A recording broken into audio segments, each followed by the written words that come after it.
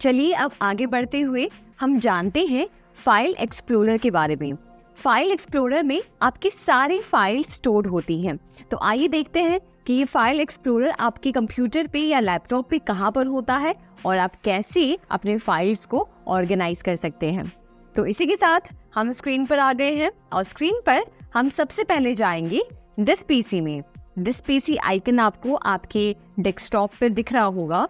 आप इस पर डबल क्लिक करें और जैसे ही आप डबल क्लिक करेंगे तो आपका ये जो स्क्रीन, ये जो विंडो आपको नजर आ रही है, इसी को हम कहते हैं फाइल एक्सप्लोरर।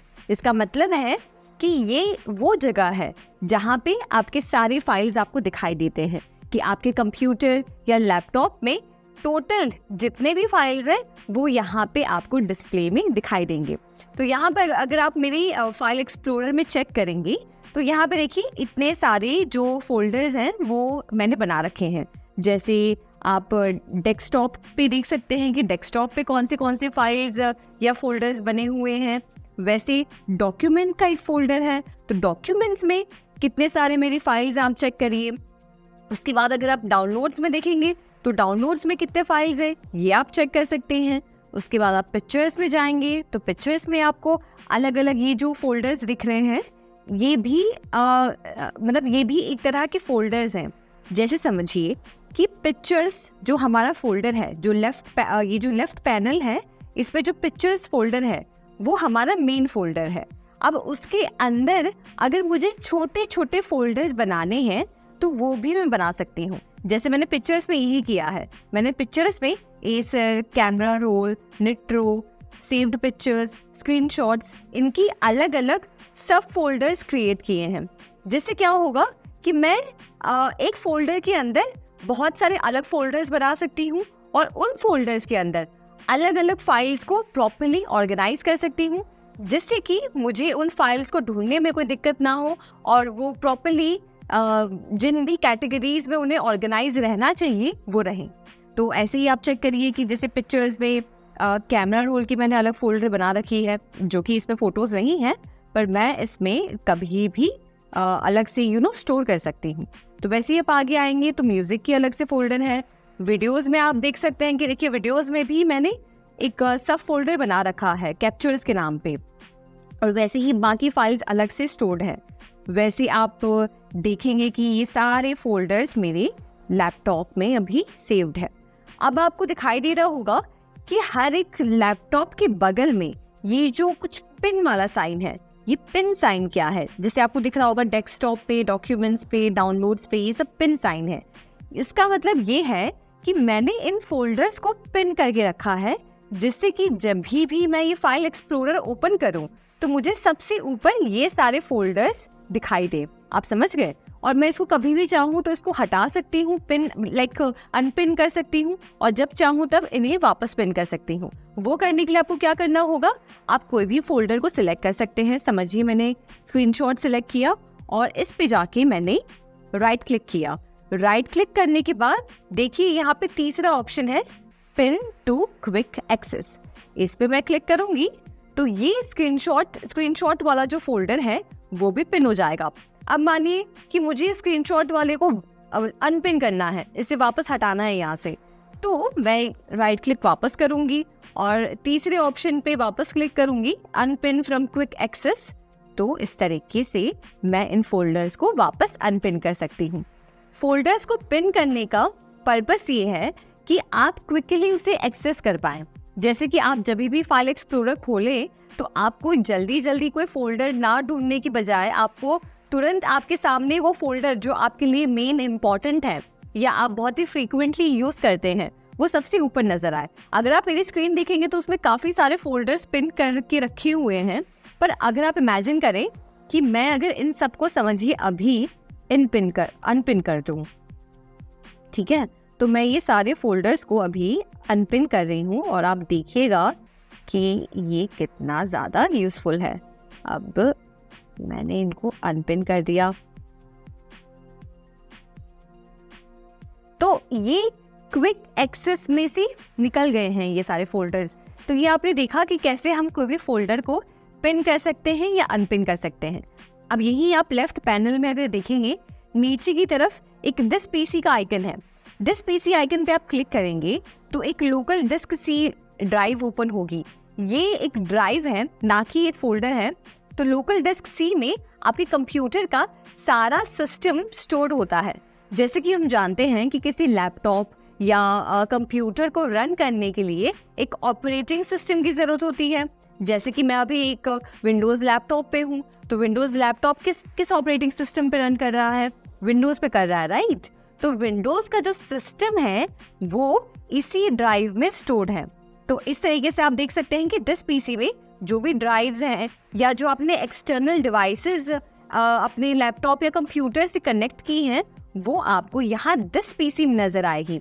अभी मेरे पास ऐसा कोई ड्राइव है नहीं जो मैं आपको दिखा सकती हूँ, पर अगर आप चेक करिएगा, अगर आप कोई भी ड्राइव अगर इंसर्ट करेंगे अपने लैपटॉप में तो दिस पीसी में आपको वो ड्राइव की इंफॉर्मेशन दिखाई देगी। अब आगे बढ़ते हुए हम देखते हैं कि आप अपने फाइल्स को या फोल्डर्स को कैसे प्रॉपर्ली ऑर्गेनाइज कर सकते हैं, रीनेम कर सकते हैं और कैसे किस तरीके से इजीली यूज़ कर सकते हैं। तो हम शुरू करते हैं कोई एक फोल्डर सिलेक्ट करते हुए। मान लीजिए मुझे वीडियोस में कुछ चेंजेस करने हैं, ठीक है। अब वीडियोस में मेरा मैंने जो सब फोल्डर बना रखा है कैप्चर्स के नाम पे, अब मानिए मुझे कैप्चर्स को कोई और नाम देना है, मुझे इसे रीनेम करना है, तो मैं कैसे कर सकती हूँ? मैं इस फाइल पे इस फोल्डर को सिलेक्ट करूंगी और राइट क्लिक करूंगी। राइट क्लिक करने पे आपको ऊपर ऐसा कुछ सिंबल दिखाई देगा जिसमें रीनेम लिखा होगा। अगर आप उस पर जाकर अपने कर्सर को टच करेंगे तो उसमें रीनेम लिखा हुआ आएगा। रीनेम पर आप क्लिक करेंगे तो देखिए ये कैप्चर्स जो है ये अब एडिटेबल फॉर्म में हो गया है। तो आप इसे बैकस्पेस करके कीबोर्ड पर टाइप करके किसी और फाइल से इसे रीनेम कर सकते हैं और एंटर दबा के ये उस फाइल से रीनेम हो जाएगा, यानी कि उस फाइल से सेव हो जाएगा। तो इतने आसान तरीके से आप किसी भी फाइल को या किसी भी फोल्डर को रीनेम कर सकते हैं।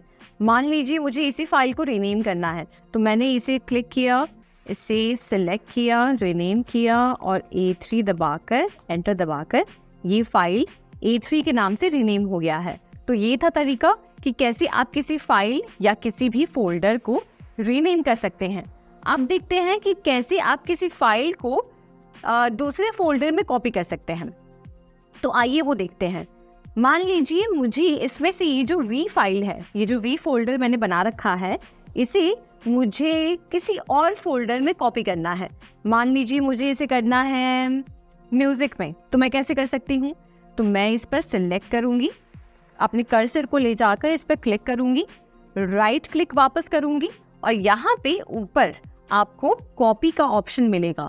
आप जब कॉपी को क्लिक करेंगे और आप जहाँ पे भी इसे पेस्ट करना चाहते हैं, यानी कि आप जहाँ पे भी इस फाइल को कॉपी करना चाहते हैं, इसका एक डुप्लीकेट बनाना चाहते हैं, वो फोल्डर को आप खोलेंगे और वहाँ जाकर राइट क्लिक करके ये पेस्ट जो ऑप्शन है उसे क्लिक करेंगे और ये फोल्डर या वो फाइल यहाँ पे आप देखें आप कि वो पेस्ट हो गई है।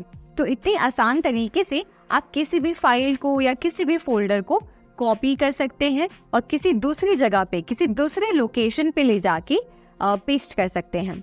अब आपको बता दूं कि ये तो हमने किया मैन्युअली, कि जाके हमने ऑप्शन सिलेक्ट किए और फिर जाके हमने कॉपी या पेस्ट किया। इसका दूसरा तरीका ये भी है कि आप किसी भी फाइल को सिलेक्ट करके Ctrl+C प्रेस करेंगे और फिर उसी को जाके किसी और फोल्डर में जाके अगर Ctrl+V प्रेस कर देंगे तो वो फाइल वहाँ पे पेस्ट ऑटोमेटिकली हो जाएगी। तो ये कॉपी और पेस्ट करने का एक शॉर्टकट था कि कॉपी आप कैसे कर सकते हैं Ctrl+C दबाकर और पेस्ट आप कैसे कर सकते हैं Ctrl+V दबाकर। तो ये था कॉपी और पेस्ट करने का तरीका। हमने देखा रीनेम करने का तरीका। अब हम देखते हैं कि कैसे आप किसी फाइल की लोकेशन जान सकते हैं। हम वापस आते हैं हमारे वीडियोस वाली फाइल में और मान लीजिए कि मुझे इस फाइल, ये जो फोल्डर है, इसकी लोकेशन जाननी है कि ये कहाँ पे स्टोर्ड है। तो मैं इस पे राइट क्लिक करके अगर प्रॉपर्टीज पे आती हूँ तो प्रॉपर्टीज में आप देखेंगे कि इस फाइल की लोकेशन यहाँ से आप देख सकते हैं कि देखिए ये C ड्राइव में स्टोर्ड है और ये सारी इंफॉर्मेशन फोल्डर के नाम के साथ यहाँ पे दी गई है। तो ये था कि कैसे आप किसी भी फाइल की लोकेशन जान सकते हैं। अब एक और यूजफुल फीचर आप यूज कर सकते हैं, जो कि है कि आप अपने फाइल्स को, जो भी आप फाइल्स विंडो में देख रहे हैं, उन्हें प्रॉपर्ली ऑर्गेनाइज तरीके से देख सकते हैं। जैसे कि कैसे, अगर आप स्क्रीन पर आएंगे और स्क्रीन पर देखेंगे तो मेरी जो फोल्डर ओपन है वीडियोस वाली, तो इसमें काफ़ी ज़्यादा मुझे फाइल्स ना बहुत ही ज़्यादा सिस्टमैटिकली नज़र नहीं आ रही है, मतलब दिक्कत हो रही है देखने में। तो मैं क्या कर सकती हूँ, मैं यहाँ पर एक टूल इस्तेमाल कर सकती हूँ जिसके ज़रिए ये सारे फोल्डर्स की साइज़ बड़ी हो जाएंगी। तो अगर आप यहाँ पे ऊपर आएंगे और व्यू वाले ऑप्शन पे क्लिक करेंगे तो देखिए आपको मल्टीपल ऑप्शंस यहाँ पे मिलते हैं, जैसे कि extra large icons, small icons, medium icons, और लिस्ट के रूप में अपने फोल्डर्स को देखना, डिटेल्स के रूप में अपने फोल्डर्स को देखना। तो आइए देखते हैं कि एक्चुअली ये काम कैसे करता है। मान लीजिए मैंने एक्स्ट्रा लार्ज आइकन्स पे क्लिक किया, ठीक है। तो एक्स्ट्रा लार्ज आइकन्स पे क्लिक करते ही ये सारे फोल्डर्स, ये सारे फाइल्स अब साइज में बड़े हो गए हैं, जिससे कि मुझे इन्हें देखने में आसानी होगी।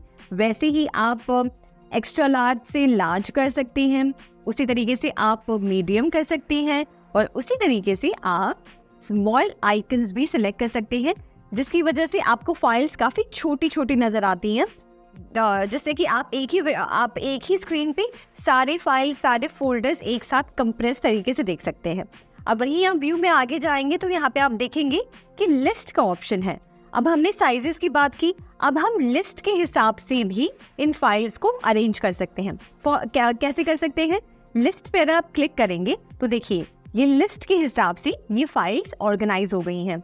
अगर आप डिटेल्स पे करेंगे तो डिटेल्स के हिसाब से एक एक करके सारी फाइल्स ऑर्गेनाइज हो गई हैं। वैसे ही आप कंटेंट के हिसाब से ऐसे इस तरीके से फाइल ऑर्गेनाइज कर सकते हैं, और नेविगेशन भी उसका चेंज कर सकते हैं। देखिए इस तरीके से कॉम्पैक्ट व्यू कर सकते हैं, और भी कई सारे ऑप्शंस हैं। तो इस तरीके से आप किसी भी फोल्डर में जाकर फाइल्स को अपने सहूलियत के हिसाब से ऑर्गेनाइज कर सकते हैं। अब चलिए देखते हैं कि अगर आप किसी फोल्डर को या किसी फाइल को हाइड करना चाहते हैं, उसे हिडन फोल्डर में डालना चाहते हैं, तो वो आप कैसे कर सकते हैं। तो कई बार ऐसा होता है ना कि हम अपना लैपटॉप किसी को कुछ समय के लिए यूज़ करने के लिए दे रहे हैं, और हमारे पास लैपटॉप में कोई पर्सनल इंफॉर्मेशन है, या कोई ऐसा डॉक्यूमेंट है, या कोई ऐसा फाइल या फोल्डर है जो बहुत ज़्यादा इम्पॉर्टेंट है, और आप चाहते हैं कि कोई भी उसे एक्सेस ना कर पाए, यूज़ ना कर पाए, या वो इन्फॉर्मेशन लीक ना हो जाए। तो उसके लिए आप टेम्पररी या फिर परमानेंटली भी उन फाइल्स या फोल्डर्स को हाइड कर सकते हैं। अब वो कैसे करते हैं, उसके लिए आइए स्क्रीन पे देखते हैं। तो समझिए डेस्कटॉप पे ये सारे जो फोल्डर्स हैं मैंने बना रखे हैं। अब इसमें से समझिए ये जो न्यू फोल्डर 4 है, इसे मुझे हाइड करना है। तो इसके लिए मैं राइट क्लिक करूंगी फोल्डर पर, और उसके बाद प्रॉपर्टीज में जाऊंगी। प्रॉपर्टीज में जाने के बाद आपको एट्रीब्यूट्स में ये हिडन वाला ऑप्शन मिलेगा। आप जब हिडन वाला ऑप्शन सिलेक्ट करेंगे, यानी कि उस पर क्लिक करेंगे, तो वो ऑप्शन सिलेक्ट हो जाएगा, और उसके बाद आप ओके दबाएंगे, और फिर उसके बाद ये पूछ रहा है कि apply changes to this folder, subfolders and files, यानी कि आप इस फोल्डर से रिलेटेड जो भी सब फोल्डर्स बने हैं उन सब पे ये चेंजेस करना चाहते हैं। तो हाँ जी, मैं करना चाहती हूँ, इसलिए मैं ओके पे क्लिक करूंगी। और अब आप देखेंगे कि डेस्कटॉप से मेरी जो न्यू फोल्डर 4 वाली फाइल जो मुझे हाइड करनी थी वो हट गई है, वो अब किसी को दिखेगी नहीं। और मानिए अब लैपटॉप मेरे पास वापस आ गया है, और मैं वापस मेरे जो हिडन फोल्डर्स हैं उसे देखना चाहती हूँ। तो उसके लिए मैं क्या कर सकती हूँ, मैं यहाँ पर जो टूल दिया है व्यू ऑप्शन का, मैं व्यू पे क्लिक करूंगी। उसके बाद हम जाएंगे शो पर, और शो पर जाकर हम हिडन आइटम्स पर क्लिक करेंगे, जिससे कि हमने जो फाइल्स हाइड की हैं वो हमें अब व्यू हो रही हैं। देखिए न्यू फोल्डर 4 के नाम से जो फाइल हमने अभी हाइड की थी वो दिखाई दे रही है। तो ये था तरीका कि कैसे आप किसी भी फोल्डर को या किसी भी फाइल को टेम्पररी और या फिर परमानेंटली उसे हाइड कर सकते हैं। अब आगे बढ़ते हैं और जो टूल्स यहाँ पे फाइल एक्सप्लोरर पे हमारे लिए अवेलेबल हैं उसे चेक करते हैं। तो यहाँ पे आप टूल्स में देखेंगे कि ये जो 3 डॉट्स है इस पर आप क्लिक करेंगे तो देखिए बहुत सारे ऑप्शंस आ रहे हैं कि आप किसी भी फोल्डर को क्विक एक्सेस पे पिन कर सकते हैं या फिर उन सभी फोल्डर्स को सिलेक्ट कर सकते हैं। तो यहाँ पे सिलेक्ट ऑल ऑप्शन से देखिए ये सारे फोल्डर्स सिलेक्ट हो गए, तो आप इजीली यहाँ से कॉपी कर सकते हैं या इनको डिलीट कर सकते हैं। फिर आप वापस थ्री डॉट्स वगैरह में जाएं तो आप देखें आप पाथ को कॉपी कर सकते हैं। फिर हमने सिलेक्ट ऑल किया है तो यहाँ से हम सिलेक्ट नन कर देते हैं और उसके बाद आप प्रॉपर्टीज़ में जाके इन फोल्डर्स की क्या मतलब लोकेशन है और क्या इन्फॉर्मेशन है वो सब देख सकते हैं। और प्लस आप एक्स्ट्रा जो भी इंफॉर्मेशन आप चाहते हैं, जनरल इंफॉर्मेशन, ये सारी इंफॉर्मेशन यहाँ से एक्सेस कर सकते हैं। अब चलिए देखते हैं कि मानिए कि आपको ये सारे फोल्डर्स को एक फोल्डर में ट्रांसफ़र करना है, यानी कि मेरे डेस्कटॉप पे आप देखेंगे तो ये अमेज़ॉन टेस्टिंग, HP ओमेन और ये सब अलग अलग फोल्डर्स और फाइल्स बने हुए हैं। अब मैं इन सभी फोल्डर्स को, इन सभी फाइल्स को 2 फोल्डर्स में डिवाइड करना चाहती हूँ, यानी कि 2 फोल्डर्स में स्टोर करना चाहती हूँ। तो वो मैं कैसे कर सकती हूँ? मैं क्या कर सकती हूँ कि मैं यहाँ पे जाके न्यू पे क्लिक करके एक नया फोल्डर क्रिएट कर सकती हूँ। फोल्डर को मैंने नाम दिया यहाँ से, समझिए फोल्डर 1, ठीक है। अब मैंने ये फोल्डर 1 क्रिएट कर दिया, एंटर दबा दिया तो एक फोल्डर 1 नाम से फोल्डर क्रिएट हो गया है डेस्कटॉप पे। वैसे ही मैं फोल्डर 2 क्रिएट करना चाहती हूँ, तो मैं वापस जाऊंगी न्यू वाले ऑप्शन पे, यहाँ पे फोल्डर के ऑप्शन पे जाऊंगी और यहाँ पे टाइप करूंगी फोल्डर 2। इस तरीके से फोल्डर 2 भी क्रिएट हो गया। अब मैं डेस्कटॉप पे जितने भी ये फाइल्स हैं इन सबको इन दोनों फोल्डर्स में अलग अलग तरीके से स्टोर करना चाहती हूँ। तो मैं कैसे कर सकती हूँ? मैंने समझो ये सारी फोल्डर्स को जो है सिलेक्ट किया, उसके बाद Ctrl+C दबाकर कॉपी कर दिया और यहाँ पे फोल्डर 1 को ओपन करके Ctrl+V दबाकर यहाँ पे सारे फोल्डर्स आप देखिए पेस्ट हो रहे हैं। मतलब जो भी फोल्डर्स और फाइल्स अलग अलग ऐसे क्लटर्ड थे, प्रॉपर्ली ऑर्गेनाइज नहीं थे, मैंने इन सभी को 2 फोल्डर्स में डिवाइड कर दिया है। अभी तो हम पहले फोल्डर पे कर रहे हैं, फिर हम अभी कुछ देर बाद जब ये हो जाए उसके बाद हम सेकंड फोल्डर पे जाएंगे। तो देखिए ये सारी जो भी फाइल्स हैं वो फोल्डर 1 में कॉपी हो चुकी हैं। वैसे ही अगर आप इसमें आएंगे फोल्डर नंबर 2 पे आएंगे तो फोल्डर नंबर 2 के लिए समझिए मुझे इन सभी फाइल्स को कॉपी करना है। मतलब मैं इन सभी फाइल्स का वो बनाना चाहती हूँ, इन सबको इसमें फोल्डर 2 में स्टोर करना चाहती हूँ। तो Ctrl+C दबाकर हम फोल्डर 2 में जाकर इन्हें पेस्ट कर सकते हैं Ctrl+V दबाकर। तो वैसे ही आप जितना चाहे उतने फाइल्स को या जितने चाहे उतने फोल्डर्स को अलग अलग फोल्डर्स क्रिएट करके उन्हें प्रॉपर्ली ऑर्गेनाइज कर सकते हैं। मैंने तो अभी बस कॉपी किया था, इस वजह से आपको ये फोल्डर्स और अलग से दिख रहे हैं। अगर मैंने इन्हें कट किया होता, कट करके अगर पेस्ट किया होता तो ये सारे फोल्डर्स 2 में ऑर्गेनाइज हो गए होते। अब वो भी कैसे कर सकते हैं आपको मैं दिखाती हूँ। जैसे समझिए कि मैंने जो है ये फोल्डर्स को सिलेक्ट करके राइट क्लिक करके भी आप इन्हें यहाँ से कट ऑप्शन पे क्लिक करेंगे, ठीक है। और कट ऑप्शन पे क्लिक करके आप जब फोल्डर 1 पे जाते हैं और यहाँ आकर जब आप पेस्ट करते हैं तो ये सारे फोल्डर्स डेस्कटॉप पे से कट होके इस एक फोल्डर में पेस्ट हो गए हैं। अब आप बैक जाइए तो देखिए कि जो एक्स्ट्रा फोल्डर्स यहाँ वहाँ थे वो सब एक जगह आ गए हैं। वैसे ही ये जो बाकी बचे कुछ जो फोल्डर्स हैं इनको भी मैं फोल्डर 2 में करना चाहती हूँ। तो वो मैं कैसे कर सकती हूँ? अब मैं ये बाकी जो फाइल्स हैं, ये बाकी जो फोल्डर्स बने हैं, इनको अब फोल्डर 2 में ले जाना चाहती हूँ। तो उसके लिए मैं क्या करूँगी? मैं एक फाइल को सिलेक्ट करूँगी और फिर कंट्रोल दबाते मैं सारे फोल्डर्स को एक साथ ऐसे करके सिलेक्ट करती रहूँगी। देखिए इस तरीके से, ठीक है। अब ये सारे सिलेक्ट हो गई। मैंने राइट क्लिक किया, कट ऑप्शन को क्लिक किया और फोल्डर 2 में जाकर मैं यहाँ पर Ctrl+V दबाकर इन सारे फोल्डर्स को यहाँ पे मैंने पेस्ट कर दिया है। अब आप बैक जाके देखेंगे तो डेस्कटॉप में सिर्फ 2 ही फोल्डर्स हैं, फोल्डर 1 और फोल्डर 2। और ऐसे ही क्या हुआ है कि मैंने जो भी सारे अलग अलग फोल्डर्स यहाँ वहाँ बिखरे पड़े थे उन सबको 2 में बहुत ही अच्छी तरीके से ऑर्गेनाइज कर दिया है, जिसकी वजह से मेरा जो डेस्कटॉप है काफ़ी ज़्यादा क्लीन दिखेगा और मैं मेरे सारे फाइल्स को और फोल्डर्स को काफ़ी आसानी से एक्सेस कर सकती हूँ। अब आप डेस्कटॉप पे आके देखेंगे तो जो अलग अलग फोल्डर्स, अलग अलग फाइल्स बिखरे पड़े थे वो 2 फोल्डर्स में आ गए हैं, फोल्डर 1 और फोल्डर 2 में। और बाकी जो फोल्डर्स और फाइल्स आपको दिख रहे हैं, जैसे माइक्रोसॉफ्ट एज और ये सब बाकी एप्लीकेशंस आपको दिख रहे हैं, ये मैं इनको अलग रखना चाहती हूँ, इसलिए ये अलग है। तो अब बढ़ते हैं यहाँ पे जो रिसाइकल बिन दिख रहा है। अभी रिसाइकल बिन क्या है? रिसाइकल बिन एक ऐसी जगह है, ये एक ऐसा एप्लीकेशन है जो आपकी डिलीटेड फाइल्स को टेम्पररी स्टोर करता है।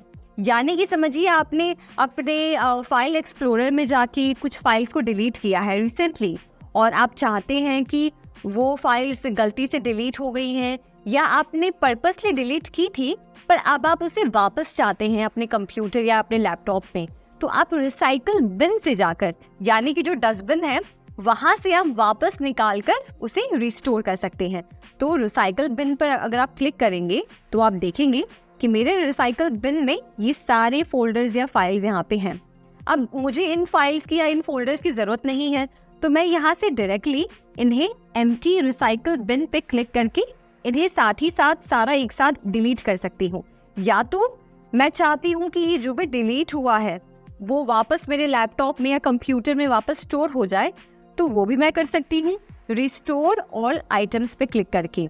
या फिर मैं मैन्युअली इंडिविजुअली सिलेक्ट करके एक एक फाइल या एक एक फोल्डर को रिस्टोर करना चाहती हूँ, तो वो भी यहाँ से सिलेक्ट करके राइट क्लिक करके रिस्टोर कर सकती हूँ। तो ये था पर्पस कि कैसे आप रिसाइकल बिन से अपने डिलीटेड फाइल्स को वापस अपने कंप्यूटर या लैपटॉप में रिस्टोर कर सकते हैं। अब आगे बढ़ते हुए हम ये जानेंगे कि आप अपने विंडोज 11 में कैसे कोई फाइल या फोल्डर को पासवर्ड प्रोटेक्ट बना सकते हैं, यानी कि लॉक कर सकते हैं। जैसे कि हम अपना घर लॉक करते हैं ताकि कोई भी चोर हमारे घर के अंदर ना घुस जाए और हमारी चीज़ें चोरी ना कर ले, वैसे ही आप अपने लैपटॉप या कंप्यूटर में भी एक सॉफ्टवेयर अलग से इंस्टॉल कर सकते हैं जिसके थ्रू आप अपने जो इम्पोर्टेंट या मान लीजिए कोई बहुत ही सीक्रेट कोई फोल्डर है उसे आप पासवर्ड प्रोटेक्ट बना सकते हैं। तो इसके लिए आपको अलग से एक ऐप इंस्टॉल करना होगा। आपके विंडोज़ 11 में ऐसा कोई सिस्टम नहीं आता है जिसके ज़रिए आप किसी फोल्डर या फाइल को लॉक कर सकते हैं। तो आइए सबसे पहले हम उस सॉफ्टवेयर को इंस्टॉल करते हैं हमारे सिस्टम पे। तो हम जाएंगे गूगल क्रोम पर और यहाँ पर हम सर्च करेंगे लॉक फोल्डर वर्जन 7.9.0। एंटर दबा दें और यहाँ पे देखिए folder lock for an Windows आ गया है। और यहाँ से आपको सबसे पहले इसे डाउनलोड करना होगा। तो हम यहाँ से डाउनलोड करते हैं और ये डाउनलोड हो रहा है। अब ये फोल्डर लॉक हमारा डाउनलोड हो गया है। चलिए अब इसे हमारे कंप्यूटर में सेटअप किया जाए। यहाँ पे do you want to allow this app to make changes to your devices? Yes. यहाँ से हम लैंग्वेज सेलेक्ट करेंगे और उसके बाद नेक्स्ट, आई अग्री, इंस्टॉल। और अब ये सॉफ्टवेयर आपके कंप्यूटर या आप जो भी सिस्टम पे यूज़ कर रहे हैं वहाँ पे ये इंस्टॉल हो रहा होगा।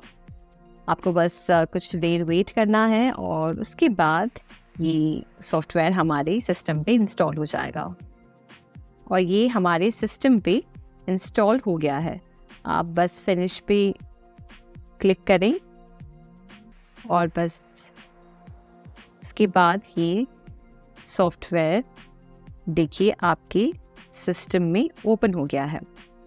अब आप इसको बैक हो जाएं और उसके बाद आपको इसके लिए एक पासवर्ड एंटर करना है, यानी कि वो पासवर्ड जिससे आप अपने फाइल्स को प्रोटेक्ट करना चाहते हैं।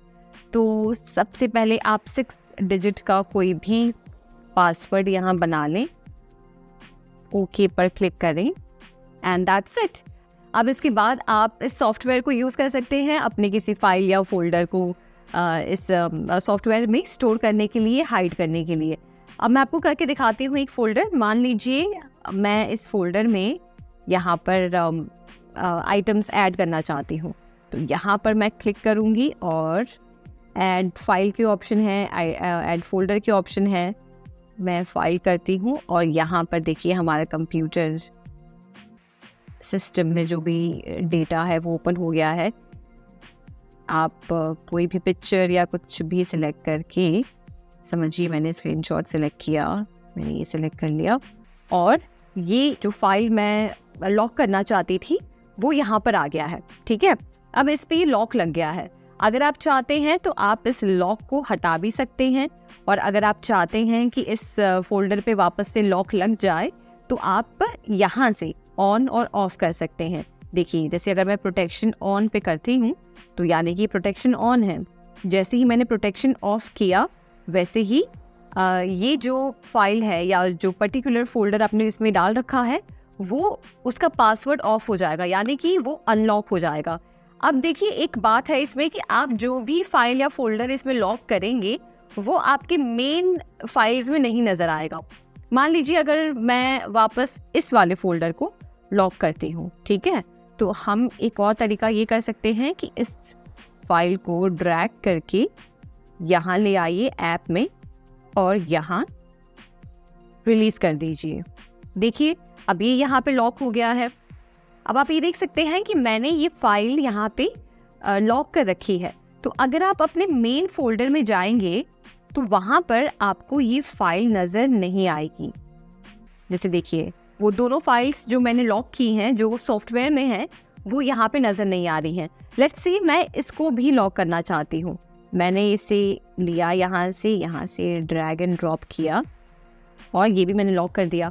अब वापस जाके देखते हैं कि क्या हमारी ये प्रोटेक्टेड फाइल वहाँ पे नज़र आ रही है। तो देखिए वो फाइल नज़र नहीं आ रही है। वैसे ही आप किसी भी फाइल या फोल्डर के साथ ऐसे कर सकते हैं, यहाँ पे ड्रैग एंड ड्रॉप कर सकते हैं और फिर वो फाइल या फोल्डर आपके मेन फोल्डर्स में नज़र नहीं आएगा। अब एक यहाँ पे जानने वाली बात है कि अगर आप इसमें से कोई भी फाइल या फोल्डर को अनलॉक करना चाहते हैं तो बहुत ईजिली उसे कर सकते हैं। आपको बस यहाँ से इसे ऑफ करना है, इस पर सिलेक्ट करके प्रोटेक्शन ऑफ कर देना है, तो ये फाइल फोल्डर आपके ये प्रोटेक्टेड फाइल में से निकल गया। फिर वापस आप जाकर यहाँ से सिलेक्ट करके प्रोटेक्शन ऑफ कर सकते हैं और इसी तरीके से आप जब चाहे तब कोई भी फाइल या फोल्डर को लॉक कर सकते हैं एंड अनलॉक कर सकते हैं। और भी इसमें ऑप्शंस हैं, जैसे आप किसी फाइल को अगर एनक्रिप्ट करना चाहते हैं तो वो यहाँ से कर सकते हैं, या फिर अगर आप प्रोटेक्टेड फाइल्स को यूएसबी में ट्रांसफ़र करना चाहते हैं तो वो आप कर सकते हैं। पासवर्ड वॉलेट्स बना सकते हैं, फाइल्स को श्रेड कर सकते हैं या फिर हिस्ट्री को क्लीन कर सकते हैं। तो ये सॉफ्टवेयर आपके कंप्यूटर या आपके लैपटॉप के लिए बहुत यूज़फुल है। अगर आपके सिस्टम पे कोई ऐसी फाइल्स हैं जो आप चाहते हैं कि आपके अलावा कोई और उसे देख ना पाए, कोई और उसे एक्सेस ना कर पाए और किसी गलत के हाथों वो फाइल्स ना पहुँचे, उसके लिए आप ये सॉफ्टवेयर अपने कंप्यूटर में इंस्टॉल करें।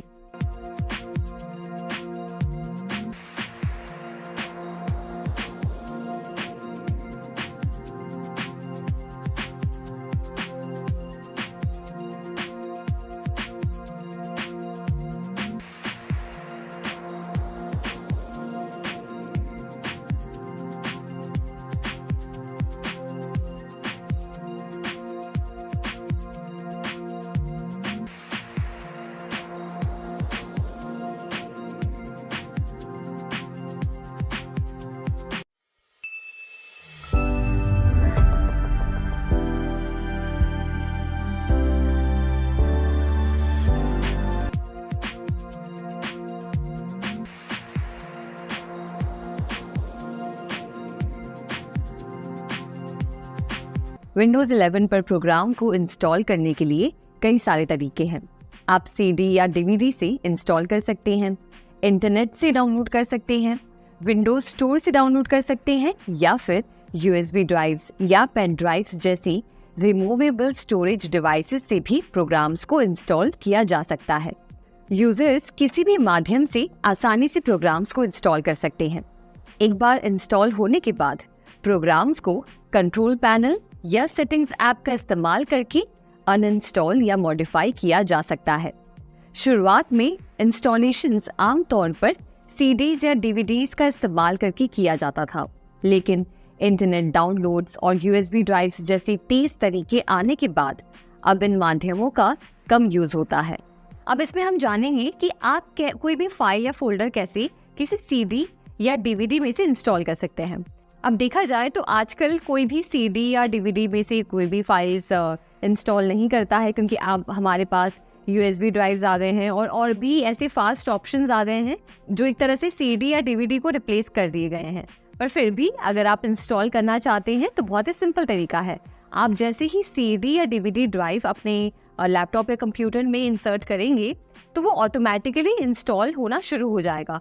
अगर वो ऑटोमेटिकली इंस्टॉल होना शुरू नहीं हो रहा है तो सबसे पहले आपको उसे रन करना होगा, और रन करने के लिए अगर वो कोई पासवर्ड मांग रहा है तो आप अपनी सीडी या डीवीडी के कवर में या फिर उसके मैनुअल में देखें कि कोई अगर पासवर्ड मेंशन है। अगर कोई पासवर्ड मेंशन है तो वो पासवर्ड एंटर करें और ऑटोमेटिकली फिर वो इंस्टॉल होना शुरू हो जाएगा। अब आगे बढ़ते हुए चलिए जानते हैं कि आप किसी प्रोग्राम या एप्लीकेशन को अपने विंडोज लैपटॉप या विंडोज कंप्यूटर पे कैसे इंस्टॉल कर सकते हैं और कैसे अनइंस्टॉल कर सकते हैं।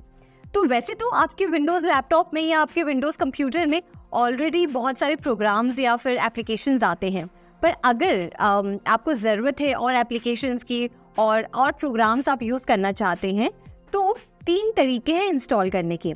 या तो आप किसी ड्राइव से आप कंप्यूटर में इंसर्ट करके उस प्रोग्राम को इंस्टॉल कर सकते हैं।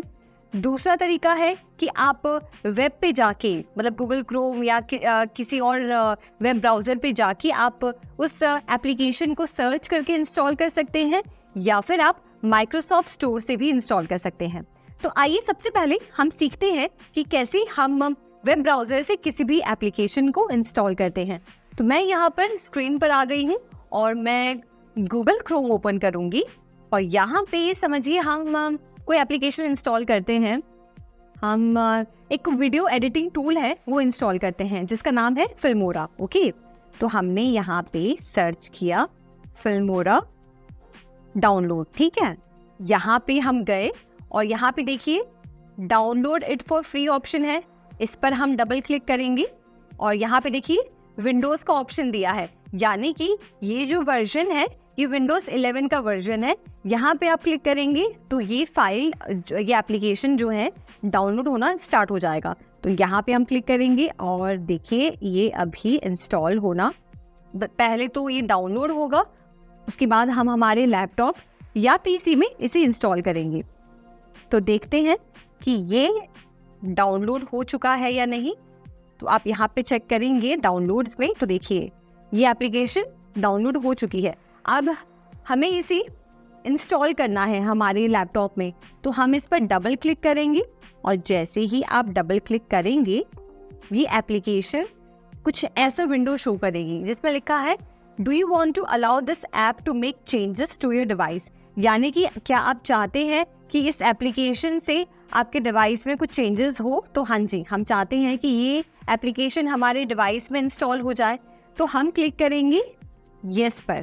अब जैसे ही हम येस पे क्लिक करेंगे तो ये इंस्टॉल का ऑप्शन देखिए यहाँ पे आ रहा है, इस पे जाके ये क्लिक करेंगे और इंस्टॉल पे क्लिक करेंगे और देखिए ये प्रोग्राम जो है अब डाउनलोड हो रहा है और थोड़ा सा समय लगेगा और कुछ ही समय में ये एप्लीकेशन आपके डिवाइस में इंस्टॉल हो जाएगा। जैसे जैसे आप देखेंगे कि डाउनलोड हो रहा है आपको ये बताते भी जाएगा कि कितना समय और बचा है इसको डाउनलोड होने में। तो देखिए इस तरीके से हमारा एप्लीकेशन अब हमारे सिस्टम में इंस्टॉल हो गया है और आप देख सकते हैं स्क्रीन पर कि हम अपने एप्लीकेशन को अब यूज़ कर सकते हैं। तो ये था आसान तरीका कि कैसे आप अपने कंप्यूटर में या अपने लैपटॉप में ब्राउज़र से कोई भी एप्लीकेशन या कोई भी प्रोग्राम इंस्टॉल कर सकते हैं। ये रहा हमारा एप्लीकेशन जिससे मैं इंस्टॉल कर रही थी। अब जानते हैं कि आप माइक्रोसॉफ्ट स्टोर से कैसे कोई भी प्रोग्राम या एप्लीकेशन इंस्टॉल कर सकते हैं। तो हम आएंगे टास्क बार में और आप जानते हैं कि टास्क बार में हमने माइक्रोसॉफ्ट स्टोर यहाँ पे जो है रखा था। तो माइक्रोसॉफ्ट स्टोर हम ओपन करेंगे और मैं ये VLC मीडिया प्लेयर है इसे इंस्टॉल करना चाह रही हूँ। तो मैं इसे सर्च करूँगी और यहाँ पर देखिए ये एप्लीकेशंस VLC के नाम से सारे जो भी या फिर उससे रिलेटेड जो भी एप्लीकेशंस हैं वो हमारे स्क्रीन पे दिखाई दे रही हैं। मैं सबसे पहला वाला जो एप्लीकेशन है वो इंस्टॉल करना चाहती हूँ। तो मैं यहाँ से जब इंस्टॉल पे क्लिक करूँगी तो देखिए ये एप्लीकेशन अब डाउनलोड होना शुरू हो गया है और आप कुछ ही सेकंड्स में ये एप्लीकेशन आपके सिस्टम में इंस्टॉल हो जाएगा। हम वही सेम स्टेप फॉलो करेंगे जो हमने इससे पहले किया था। हम येस पे क्लिक करेंगे और आप देखें कि अब ये एप्लीकेशन हमारे सिस्टम में इंस्टॉल हो रहा है और 100% डाउनलोड हो गया है। अब आप कुछ ही देर में ये एप्लीकेशन हमारे सिस्टम में भी आ जाएगा। अब आप डेस्कटॉप पे जाके देखेंगे तो VLC मीडिया प्लेयर जो हम माइक्रोसॉफ्ट स्टोर से इंस्टॉल कर रहे थे वो अब हमारे सिस्टम में है और आप जब इसे ओपन करेंगे तो आप इसे सेटअप कर सकते हैं। ये देखिए हमारा एप्लीकेशन या जो हम प्रोग्राम इंस्टॉल कर रहे थे वो हमने माइक्रोसॉफ्ट स्टोर से इंस्टॉल कर लिया है। अब जानते हैं कि समझिए आपने ये सारी प्रोग्राम्स या सारे एप्लीकेशंस आपने वेब ब्राउज़र से या फिर माइक्रोसॉफ्ट स्टोर से इंस्टॉल किए हैं, पर अब आप चाह रहे हैं कि इन एप्लीकेशंस की आपको ज़रूरत नहीं है। तो आप अपने लैपटॉप पे या अपने कंप्यूटर पे स्पेस खाली करना चाह रहे हैं और आप अनवांटेड एप्लीकेशंस या प्रोग्राम्स अनइंस्टॉल करना चाह रहे हैं। तो उसके लिए आप क्या करेंगे? बहुत ही आसान तरीका है। आप जाएंगे स्टार्ट मेन्यू पे, ठीक है, जो विंडो वाला जो आइकन था हम उस पे क्लिक करेंगे। हमने स्टार्ट मेन्यू पे क्लिक किया और उसके बाद हम जाएंगे सेटिंग्स में। सेटिंग्स पे आप क्लिक करें और सेटिंग्स में लेफ्ट साइड जो पैनल है इसमें आप देखेंगे एप्लीकेशंस का ऑप्शंस है। आप जब ऐप्स पे क्लिक करेंगे तो यहाँ पे देखिए सबसे पहला जो ऑप्शन है वो है इंस्टॉल्ड ऐप्स। जब आप इस पे क्लिक करेंगे तो आप देखेंगे कि आपके सिस्टम में जितने भी एप्लीकेशंस या प्रोग्राम्स इंस्टॉल्ड हैं वो यहाँ पे नज़र आएंगे। अब मैंने अभी फिल्मोरा इंस्टॉल किया पर अब मुझे उसकी ज़रूरत नहीं है, तो मैं उसे अनइंस्टॉल कैसे करूँगी? यहाँ पे 3 डॉट पे मैंने क्लिक किया और यहाँ से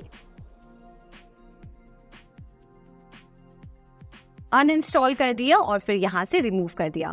तो ये एप्लीकेशन अब मेरे सिस्टम में नहीं है। वैसे ही समझिए अगर मैं कोई और एप्लीकेशन अनइंस्टॉल करना चाहती हूँ, समझिए हमने अभी VLC डाउनलोड किया तो हम VLC को अनइंस्टॉल करते हैं। हम 3 डॉट्स पे क्लिक करेंगे, अनइंस्टॉल करेंगे और ये ऐप भी अनइंस्टॉल हो जाएगा। तो आपको बस सिंपल स्टेप्स फॉलो करने हैं जो आपके स्क्रीन पे आ रहे हैं कि किसी भी एप्लीकेशन को इंस्टॉल करने के लिए, अनइंस्टॉल करने के लिए कंप्यूटर या लैपटॉप आपको जो भी इंस्ट्रक्शंस दे रहा है बस उसे फॉलो करते रहिए और आप जो भी चीज़ करना चाहते हैं वो आप कर सकते हैं। तो ये था आसान तरीका कि कैसे आप किसी भी एप्लीकेशन को या प्रोग्राम को इंस्टॉल कर सकते हैं या फिर वापस अनइंस्टॉल कर सकते हैं।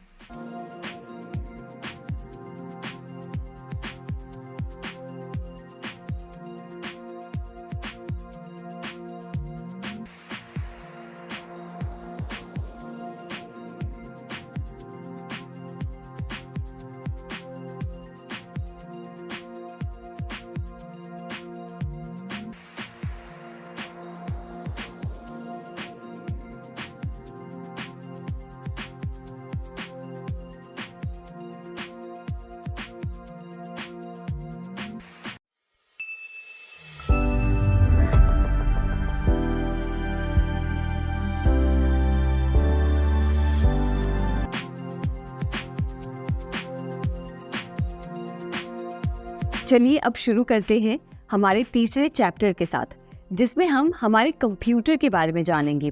आपका लैपटॉप या कंप्यूटर किन किन चीज़ों से बनता है और वो कैसे काम करता है। तो इसमें सबसे पहले हम डिस्कस करेंगे ऑपरेटिंग सिस्टम के बारे में। ऑपरेटिंग सिस्टम के बारे में हमने इससे पहले चैप्टर्स में भी जाना, इसमें हम थोड़ा और डिटेल में जानेंगे। तो आपने क्या सीखा है कि ऑपरेटिंग सिस्टम एक इंटरमीडिएरी का काम करता है हार्डवेयर और यूजर के बीच में। समझिए आप यूजर हैं और आपके पास एक कंप्यूटर सिस्टम है, तो उस कंप्यूटर सिस्टम को यूज करने के लिए, उसे वर्किंग कंडीशन में आपके लिए प्रेजेंटेबल बनाने के लिए ऑपरेटिंग सिस्टम एक बहुत इम्पॉर्टेंट रोल प्ले करता है। आपके कंप्यूटर में जो भी एप्लीकेशंस होते हैं, जैसे आप अगर कोई वीडियो एडिटिंग सॉफ्टवेयर इस्तेमाल कर रहे हैं, या फिर कोई डॉक्यूमेंट फाइल यूज़ करना चाह रहे हैं, या फिर म्यूज़िक सुनना चाह रहे हैं, ये सारे एप्लीकेशंस, ये सारे टास्क ऑपरेटिंग सिस्टम ही परफॉर्म करता है। हार्डवेयर आप समझिए कि कंप्यूटर का जो हार्डवेयर है, चाहे आप CPU कह लें, कीबोर्ड कह लें, माउस कह लें, या आपका स्कैनर, प्रिंटर, ये सब कुछ व्यर्थ है अगर आपके कंप्यूटर में एक ऑपरेटिंग सिस्टम नहीं है। तो ऑपरेटिंग सिस्टम एक कंप्यूटर या लैपटॉप में जान डालता है जिससे वो सारे टास्क परफॉर्म कर सके। अब आपके लिए समझना बहुत इंटरेस्टिंग होगा कि ऑपरेटिंग सिस्टम से ही सारे डिवाइसेस काम करते हैं, चाहे आप अपना लैपटॉप ले लें, या फिर अपना कंप्यूटर ले लें, या फिर आपका स्मार्टफोन। हाँ जी, आपके हाथ में जो आपका स्मार्टफोन है वो भी एक ऑपरेटिंग सिस्टम से ही चलता है। आपके फ़ोन में या तो फिर एंड्रॉयड होगा या फिर iOS होगा, ये आपके फ़ोन का ऑपरेटिंग सिस्टम है। वैसे ही हमारे कंप्यूटर और लैपटॉप में भी विंडोज़ ऑपरेटिंग सिस्टम ऑपरेट होता है, और iOS और लिनक्स और भी ऐसे ऑपरेटिंग सिस्टम्स हैं जो कंप्यूटर और लैपटॉप को एक वर्केबल पोजीशन में लाकर खड़ा करते हैं। अब हमारे कंप्यूटर सिस्टम के हम जो मेजर कंपोनेंट्स हैं उनको 3 लेयर्स में डिवाइड कर सकते हैं। सबसे पहले हार्डवेयर, दूसरा आपका सिस्टम सॉफ्टवेयर, और तीसरा आपका एप्लीकेशन सॉफ्टवेयर। अब इन तीनों ही कंपोनेंट्स के बारे में हम अच्छे से जानते हैं। हार्डवेयर के बारे में हम जानते हैं कि हार्डवेयर में आपके मशीन्स आते हैं, जैसे कि printer, scanner, keyboard, monitor, mouse, ये सब आपके कंप्यूटर के हार्डवेयर कंपोनेंट्स हो गए जिसे आप देख सकते हैं, जो एक्चुअल मशीन्स हैं। दूसरा आपका सिस्टम सॉफ्टवेयर। सिस्टम सॉफ्टवेयर एक प्लेटफॉर्म है जो आपको सुविधा देता है कि आप कंप्यूटर से इंटरैक्ट कर पाए। अब समझिए कि अगर आपके कंप्यूटर में कोई सिस्टम नहीं होता, कोई सिस्टम सॉफ्टवेयर नहीं होता, तो आप माउस या CPU या मॉनिटर से कैसे इंटरैक्ट कर पाते? वो तो बस एक बेजान सी मशीन होती। पर उस मशीन में जान भरता है आपका सिस्टम सॉफ्टवेयर, जिसके जरिए आप कई तरह के टास्क परफॉर्म कर सकते हैं। आपका कंप्यूटर जो आपके फाइल्स को स्टोर करता है, मैनेज करता है, आपको सुविधा देता है कि आप अलग अलग एप्लीकेशंस यूज़ करें, आपको सुविधा देता है कि आप उसमें टास्क रन करें और सेव करें और अपने फाइल्स को स्टोर करें। ये सारा मतलब आप समझिए A to Z सारा जो काम होता है वो सिस्टम सॉफ्टवेयर करता है। और तीसरा आ गया आपका एप्लीकेशन सॉफ्टवेयर। एप्लीकेशन सॉफ्टवेयर आपके सिस्टम सॉफ्टवेयर के अंदर होता है, जो बहुत सारे मल्टीपल टास्क परफॉर्म करने की सुविधा देता है। जैसे कि अगर आपको अपने कंप्यूटर में कोई ड्राइंग बनानी है, पेंटिंग करनी है, तो उसके लिए आप एक अलग एप्लीकेशन सॉफ्टवेयर यूज़ करते हैं। समझिए अगर आपको कोई म्यूज़िक सुनना है तो उसके लिए आप एक अलग एप्लीकेशन सॉफ्टवेयर यूज़ करते हैं। अगर आपको कोई डॉक्यूमेंट लिखना है तो उसके लिए आप अलग एप्लीकेशन सॉफ्टवेयर यूज़ करते हैं। तो इस तरह से कई तरह के आपके कंप्यूटर में एप्लीकेशन सॉफ्टवेयर्स होते हैं जिनका कार्य अलग अलग होता है, और वो आपको अलाउ करते हैं कि आप मल्टीपल टास्क एक साथ परफॉर्म कर सकें। तो ये तीनों जो कंपोनेंट्स हैं, इनको मिला के हमारा पूरा कंप्यूटर सिस्टम बन के तैयार होता है। अब जानते हैं कि ऑपरेटिंग सिस्टम के मेन फंक्शंस क्या हैं, यानी कि वो मेन काम क्या करते हैं। तो सबसे पहला है रिसोर्स मैनेजमेंट। अब रिसोर्स मैनेजमेंट में आपका ऑपरेटिंग सिस्टम क्या करता है कि वो सारे रिसोर्सेज को मैनेज करता है। जैसे कि सबसे पहले आपके प्रोग्राम्स को मैनेज करना, यानी कि प्रोग्राम्स की एग्जीक्यूशन को रन करना, कि कब कौन सा प्रोग्राम प्ले होगा, कब किस वक्त किस प्रोग्राम को स्टॉप करना है और किसी दूसरे प्रोग्राम को रन करना है। ये सारा एग्जीक्यूशन आपका ऑपरेटिंग सिस्टम करता है। फिर बाद में जो भी प्रोग्राम्स आप अपने कंप्यूटर में रन कर रहे हैं उसको एक मेमोरी लोकेट करना, वो काम आपका ऑपरेटिंग सिस्टम करता है। तो जैसे कोई भी प्रोग्राम आप अपने कंप्यूटर में रन कर रहे होते हैं तो ऑपरेटिंग सिस्टम ये काम करता है कि वो उस प्रोग्राम को स्टोर करके रखता है एक मेमोरी में, और जब उस प्रोग्राम को स्टोर करने की जरूरत नहीं होती है, यानी कि आपने जब उस प्रोग्राम को यूज कर लिया है, तो वो उसे वापस किसी और प्रोग्राम में डीअलोकेट कर देता है, यानी कि उसे वर्चुअली मैनेज करता है, जिससे सारे प्रोग्राम्स एक साथ मल्टीटास्किंग कर सकें। फिर वैसे ही अगर समझिए आप अपने कंप्यूटर में कोई प्रोग्राम रन कर रहे हैं, तो उसे मेमोरी एलोकेशन करने का काम आपका ऑपरेटिंग सिस्टम करता है। जिससे क्या होता है कि करंटली जो प्रोग्राम रन हो रहा है उसे वो स्टोर करता है, और आप अगर कोई और नया प्रोग्राम ओपन करते हैं तो उसे भी अपने मेमोरी में स्टोर करता है, जिससे आप एक साथ मल्टीटास्किंग कर सकते हैं, यानी कि एक प्रोग्राम से दूसरे प्रोग्राम के बीच में स्मूथली और आसानी से स्विच कर सकते हैं।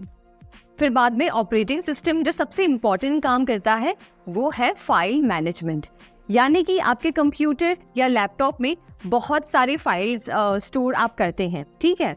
तो उसे कैसे सेफली स्टोर करना है, कैसे उसे मैनेज करना है। जैसे कि आप अपना लैपटॉप जब ओपन करते हैं तो कोई भी फाइल को सर्च करते हैं, तो कैसे उसे आपके सामने लाकर प्रेजेंट करना है, ये सारा काम फाइल मैनेजमेंट का, उसकी सिक्योरिटी का काम ऑपरेटिंग सिस्टम करता है।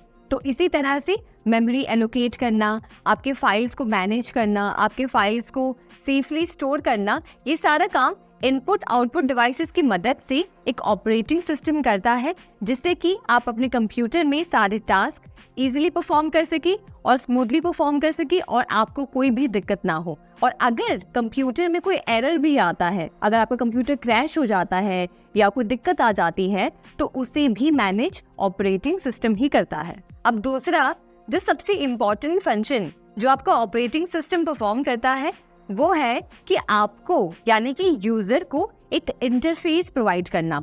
इंटरफेस यानी कि जब आप अपना कंप्यूटर या लैपटॉप ऑन करते हैं तो सबसे पहले आप क्या देखते हैं, एक आपके सामने स्क्रीन नजर आती है जिसमें छोटे छोटे आइकन्स होते हैं, टास्क बार होते हैं, मेन्यू होता है और वॉलपेपर होता है, जिसके जरिए आप अलग अलग टास्क परफॉर्म करते हैं। कि अगर आपको फाइल्स में जाना है तो आप फाइल्स वाला आइकन क्लिक करते हैं, अगर आपको कोई सेटिंग्स चेंज करनी है कंप्यूटर में तो कंप्यूटर की सेटिंग्स में जाकर आप उसे ऑपरेट करते हैं।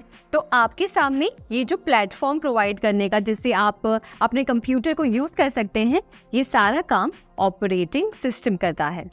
अब तीसरा और सबसे इम्पॉर्टेंट फंक्शन जो आपका ऑपरेटिंग सिस्टम परफॉर्म करता है वो है प्रोग्राम एग्जीक्यूशन।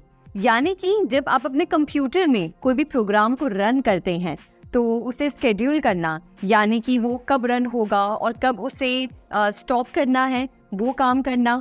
कॉन्टेक्स्ट स्विचिंग मतलब अगर आपने समझिए 10 प्रोग्राम्स अपने कंप्यूटर में खोल रखे हैं, एक आपने डॉक्यूमेंट फाइल खोल रखी है, एक आपने म्यूजिक फाइल खोल रखी है, एक फाइल पे आप वीडियो एडिटिंग कर रहे हैं, तो इन प्रोग्राम्स के बीच में जब आप चाहें तब स्विच करते रहना, ये सुविधा आपको ऑपरेटिंग सिस्टम प्रोवाइड करता है।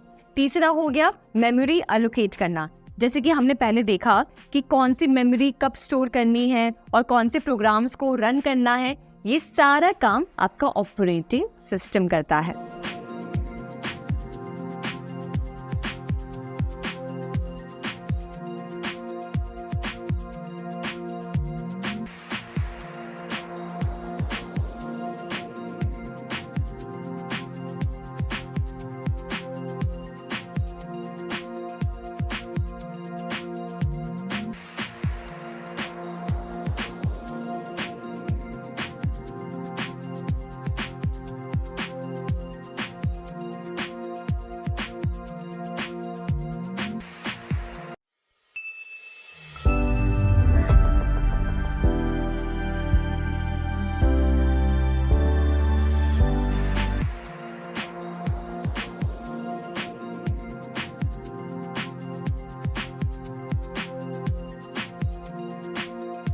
अब आगे बढ़ते हुए हम ग्राफिकल यूजर इंटरफेस के बारे में जानते हैं।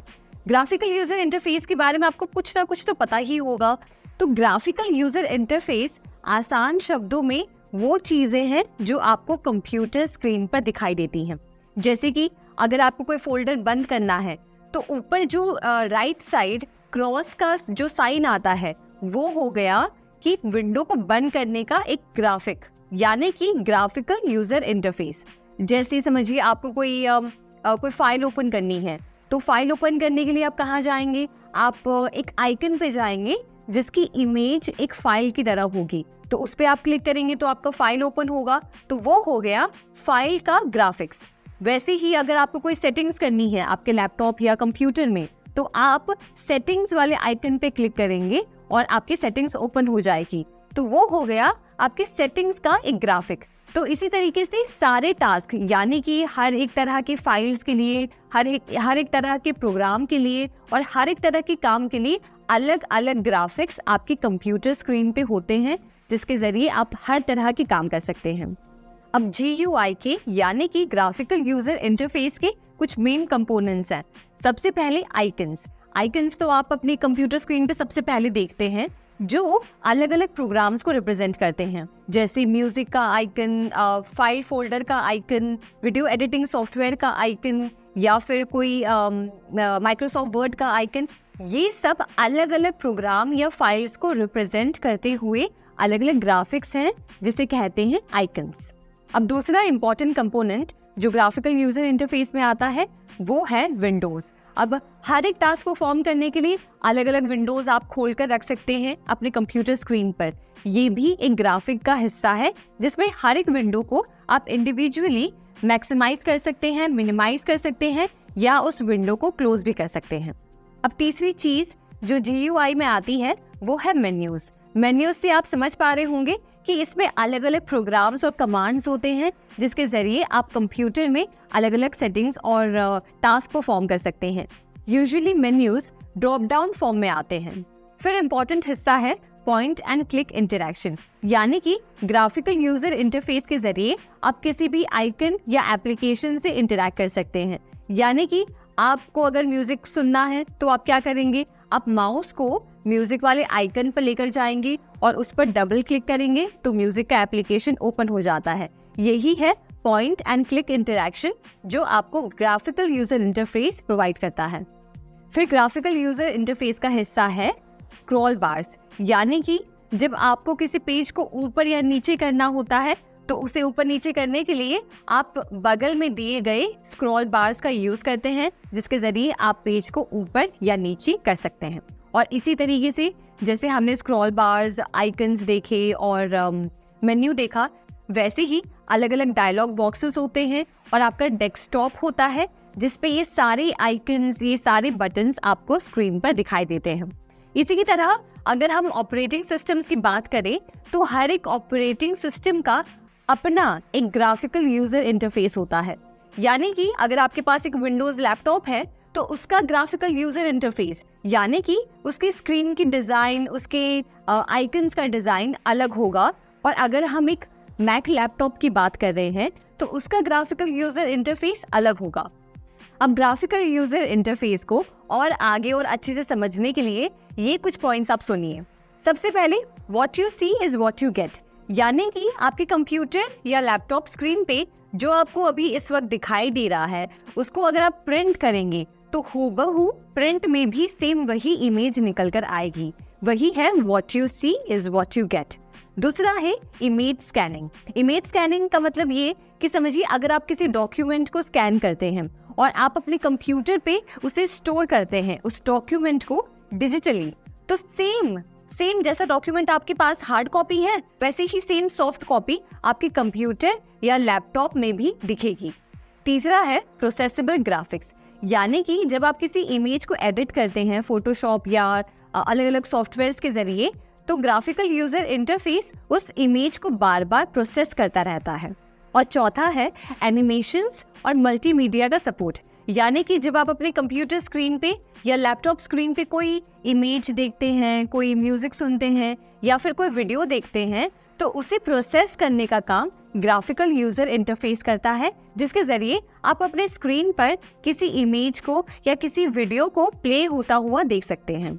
और लास्ट में है दिव्यांग लोगों के लिए प्रावधान, यानी कि समझिए किसी को अगर कलर ब्लाइंडनेस है या उन्हें बहुत ज़्यादा ब्राइटनेस से दिक्कत होती है, स्क्रीन पर उनकी आंखें चुभती हैं, तो वो अपने सहूलियत के हिसाब से, अपने कंफर्ट के हिसाब से स्क्रीन की ब्राइटनेस को एडजस्ट कर सकते हैं, उसके कलर्स को चेंज कर सकते हैं, कॉन्ट्रास्ट लेवल को एडजस्ट कर सकते हैं, इवन कलरफुल स्क्रीन को ब्लैक एंड वाइट भी कर सकते हैं। तो ये सारी सुविधा ग्राफिकल यूजर इंटरफेस प्रोवाइड करता है।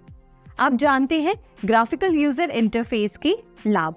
तो इसमें ग्राफिकल यूजर इंटरफेस के जरिए आप किसी भी टास्क को आसानी से परफॉर्म कर सकते हैं। स्क्रीन पर अलग अलग आइकन्स होते हैं, मेन्यूज होते हैं, अलग अलग विंडोज होते हैं, जिसके जरिए आप कोई भी टास्क को परफॉर्म कर सकते हैं। इसके लिए आपको कोई स्पेशल लैंग्वेज सीखने की ज़रूरत नहीं पड़ती, आपको कोई स्पेशल कोडिंग करने की ज़रूरत नहीं पड़ती।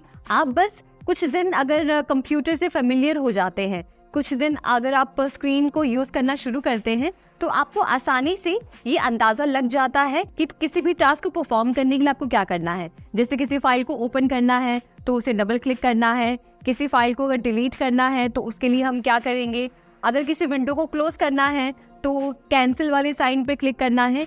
तो ये सारी चीज़ें ग्राफिकल यूज़र इंटरफेस के ज़रिए ईजी हो जाती हैं और हम कंप्यूटर से एक बहुत ही ईजी कम्युनिकेशन कर पाते हैं।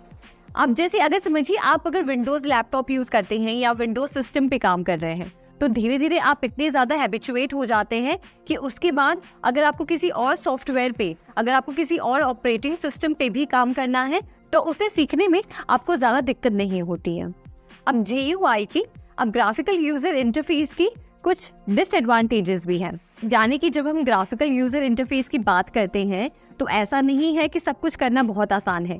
ग्राफिकल यूज़र इंटरफेस को अच्छे से मेंटेन करने के लिए उसे एक स्टोरेज की ज़रूरत पड़ती है और उसे फास्ट प्रोसेसर्स की ज़रूरत पड़ती है, जिससे वो हर एक प्रोसेस को ईजिली और स्मूथली रन कर सकता है।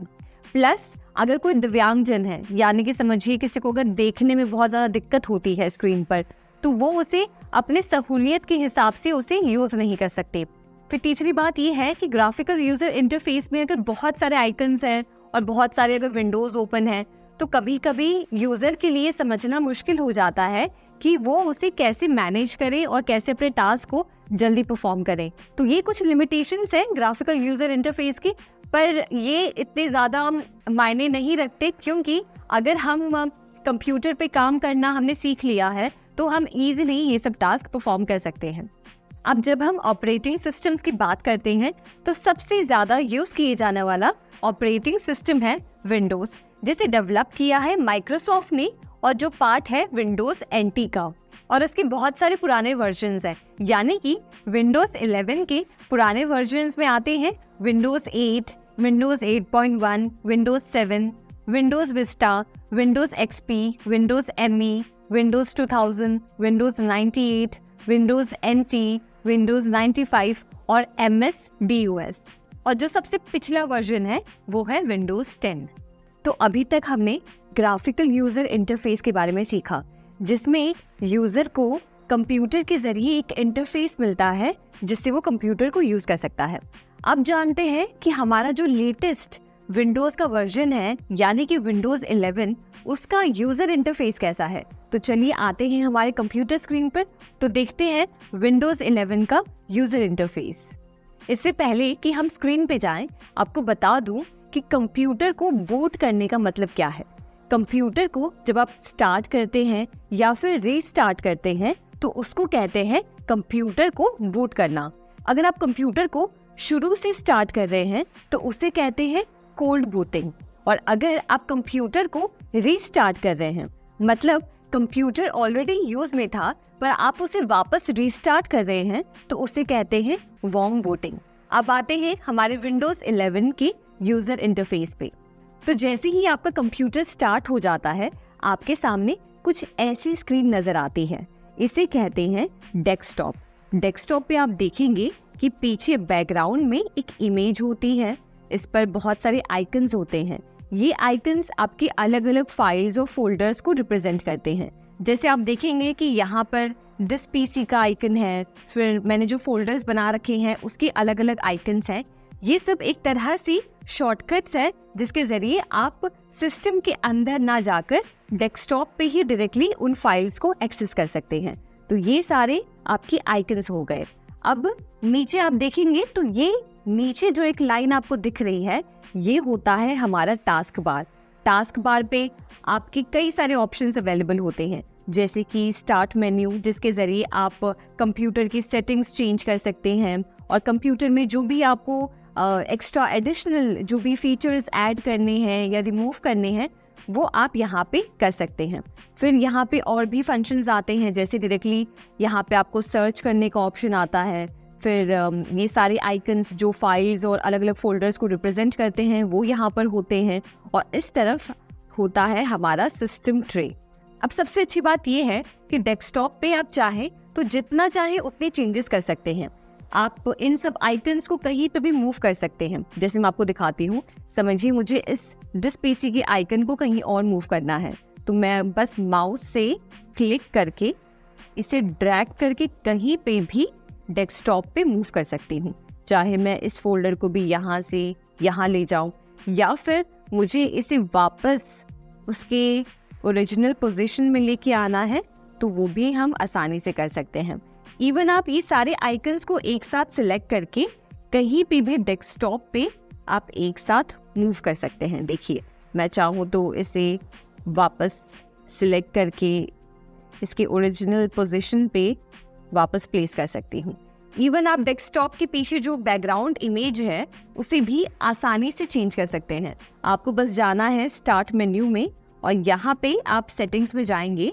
सेटिंग्स में जाकर यहाँ पर जो पर्सनलाइजेशन ऑप्शन है इसमें बैकग्राउंड में जाकर आप यहाँ से देखिए इमेज को चेंज कर सकते हैं। तो समझिए अभी ये वॉलपेपर था, मैं इस वॉलपेपर को सिलेक्ट कर सकती हूँ और अब आप जाके देखेंगे तो हमारा पीछे का जो बैकग्राउंड इमेज है वो अब चेंज हो गया है। तो ये है हमारा डेस्कटॉप, जिस पे आपको सारे अपने आइकन्स नज़र आते हैं जो भी आप कंप्यूटर में यूज़ करना चाहते हैं, सेटिंग्स करना चाहते हैं, या आप जो भी जानकारी अपनी स्क्रीन पे देखना चाहते हैं वो आपको डेस्कटॉप पर नज़र आती है। अब ये तो बात हमने कर ली डेस्कटॉप की। अब बात करते हैं टास्क बार की। हाँ जी, हम इस बार की बात कर रहे हैं जो सबसे बॉटम में यहाँ पे हमारे इंटरफेस पे होता है। ये जो नीचे आपको लाइन नज़र आ रही है और इस पे कई सारे आइकन्स आपको दिखेंगे, इसी को कहते हैं टास्क बार। टास्क बार में कई सारे ऑप्शंस होते हैं। सबसे पहले आप यहाँ पे देखिए स्टार्ट मेन्यू का ऑप्शन होता है। स्टार्ट मेन्यू में आप आपके कंप्यूटर या लैपटॉप में जो भी एप्लीकेशंस है उसके सारे एप्लीकेशंस की इंफॉर्मेशन आपको यहाँ पर मिलती है। प्लस आपको यहाँ पे स्टार्ट मेन्यू में सेटिंग्स का ऑप्शन मिलता है, जहाँ पर जाकर आप अपने कंप्यूटर या लैपटॉप में हर तरह की सेटिंग्स कर सकते हैं। प्लस यहाँ पे आप देखेंगे कि स्टार्ट मेन्यू के साथ साथ यहाँ पे सर्च बार का ऑप्शन है, जहाँ पे आप डायरेक्टली सर्च कर सकते हैं। समझिए मुझे अगर बैकग्राउंड चेंज करना था तो मैं यहाँ पे डायरेक्टली बैकग्राउंड लिखूंगी तो डायरेक्टली मैं बैकग्राउंड और इमेज सेटिंग्स में जा सकती हूँ। तो आप समझ पा रहे होंगे कि आप डायरेक्टली यहाँ पे कोई भी सेटिंग या कोई भी फोल्डर को सर्च करके यहाँ से ओपन कर सकते हैं। अब इसके बाद आगे बढ़ते हैं। यहाँ पे अलग अलग आइकन्स आप देखिए, जहाँ पे यहाँ पे हमारा टास्क व्यू है, जहाँ पे हम जो भी डेस्कटॉप्स यूज़ कर रहे हैं उसकी इन्फॉर्मेशन आपको दिखेगी। यहाँ पे आपका जो फोल्डर है उसका ऑप्शन दिखेगा, जो आपके फोल्डर्स खुल जाएंगे।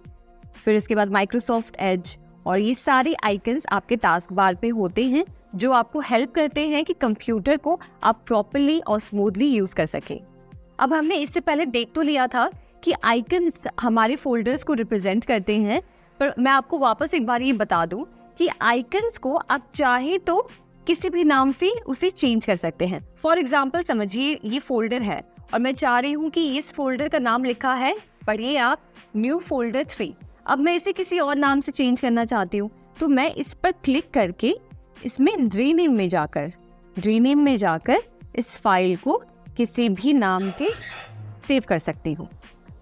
तो ये आइकन रिप्रेजेंट करेगा मेरे फोल्डर को, और मैंने ऑलरेडी उस आइकन को उस फोल्डर के नाम से सेव कर दिया है।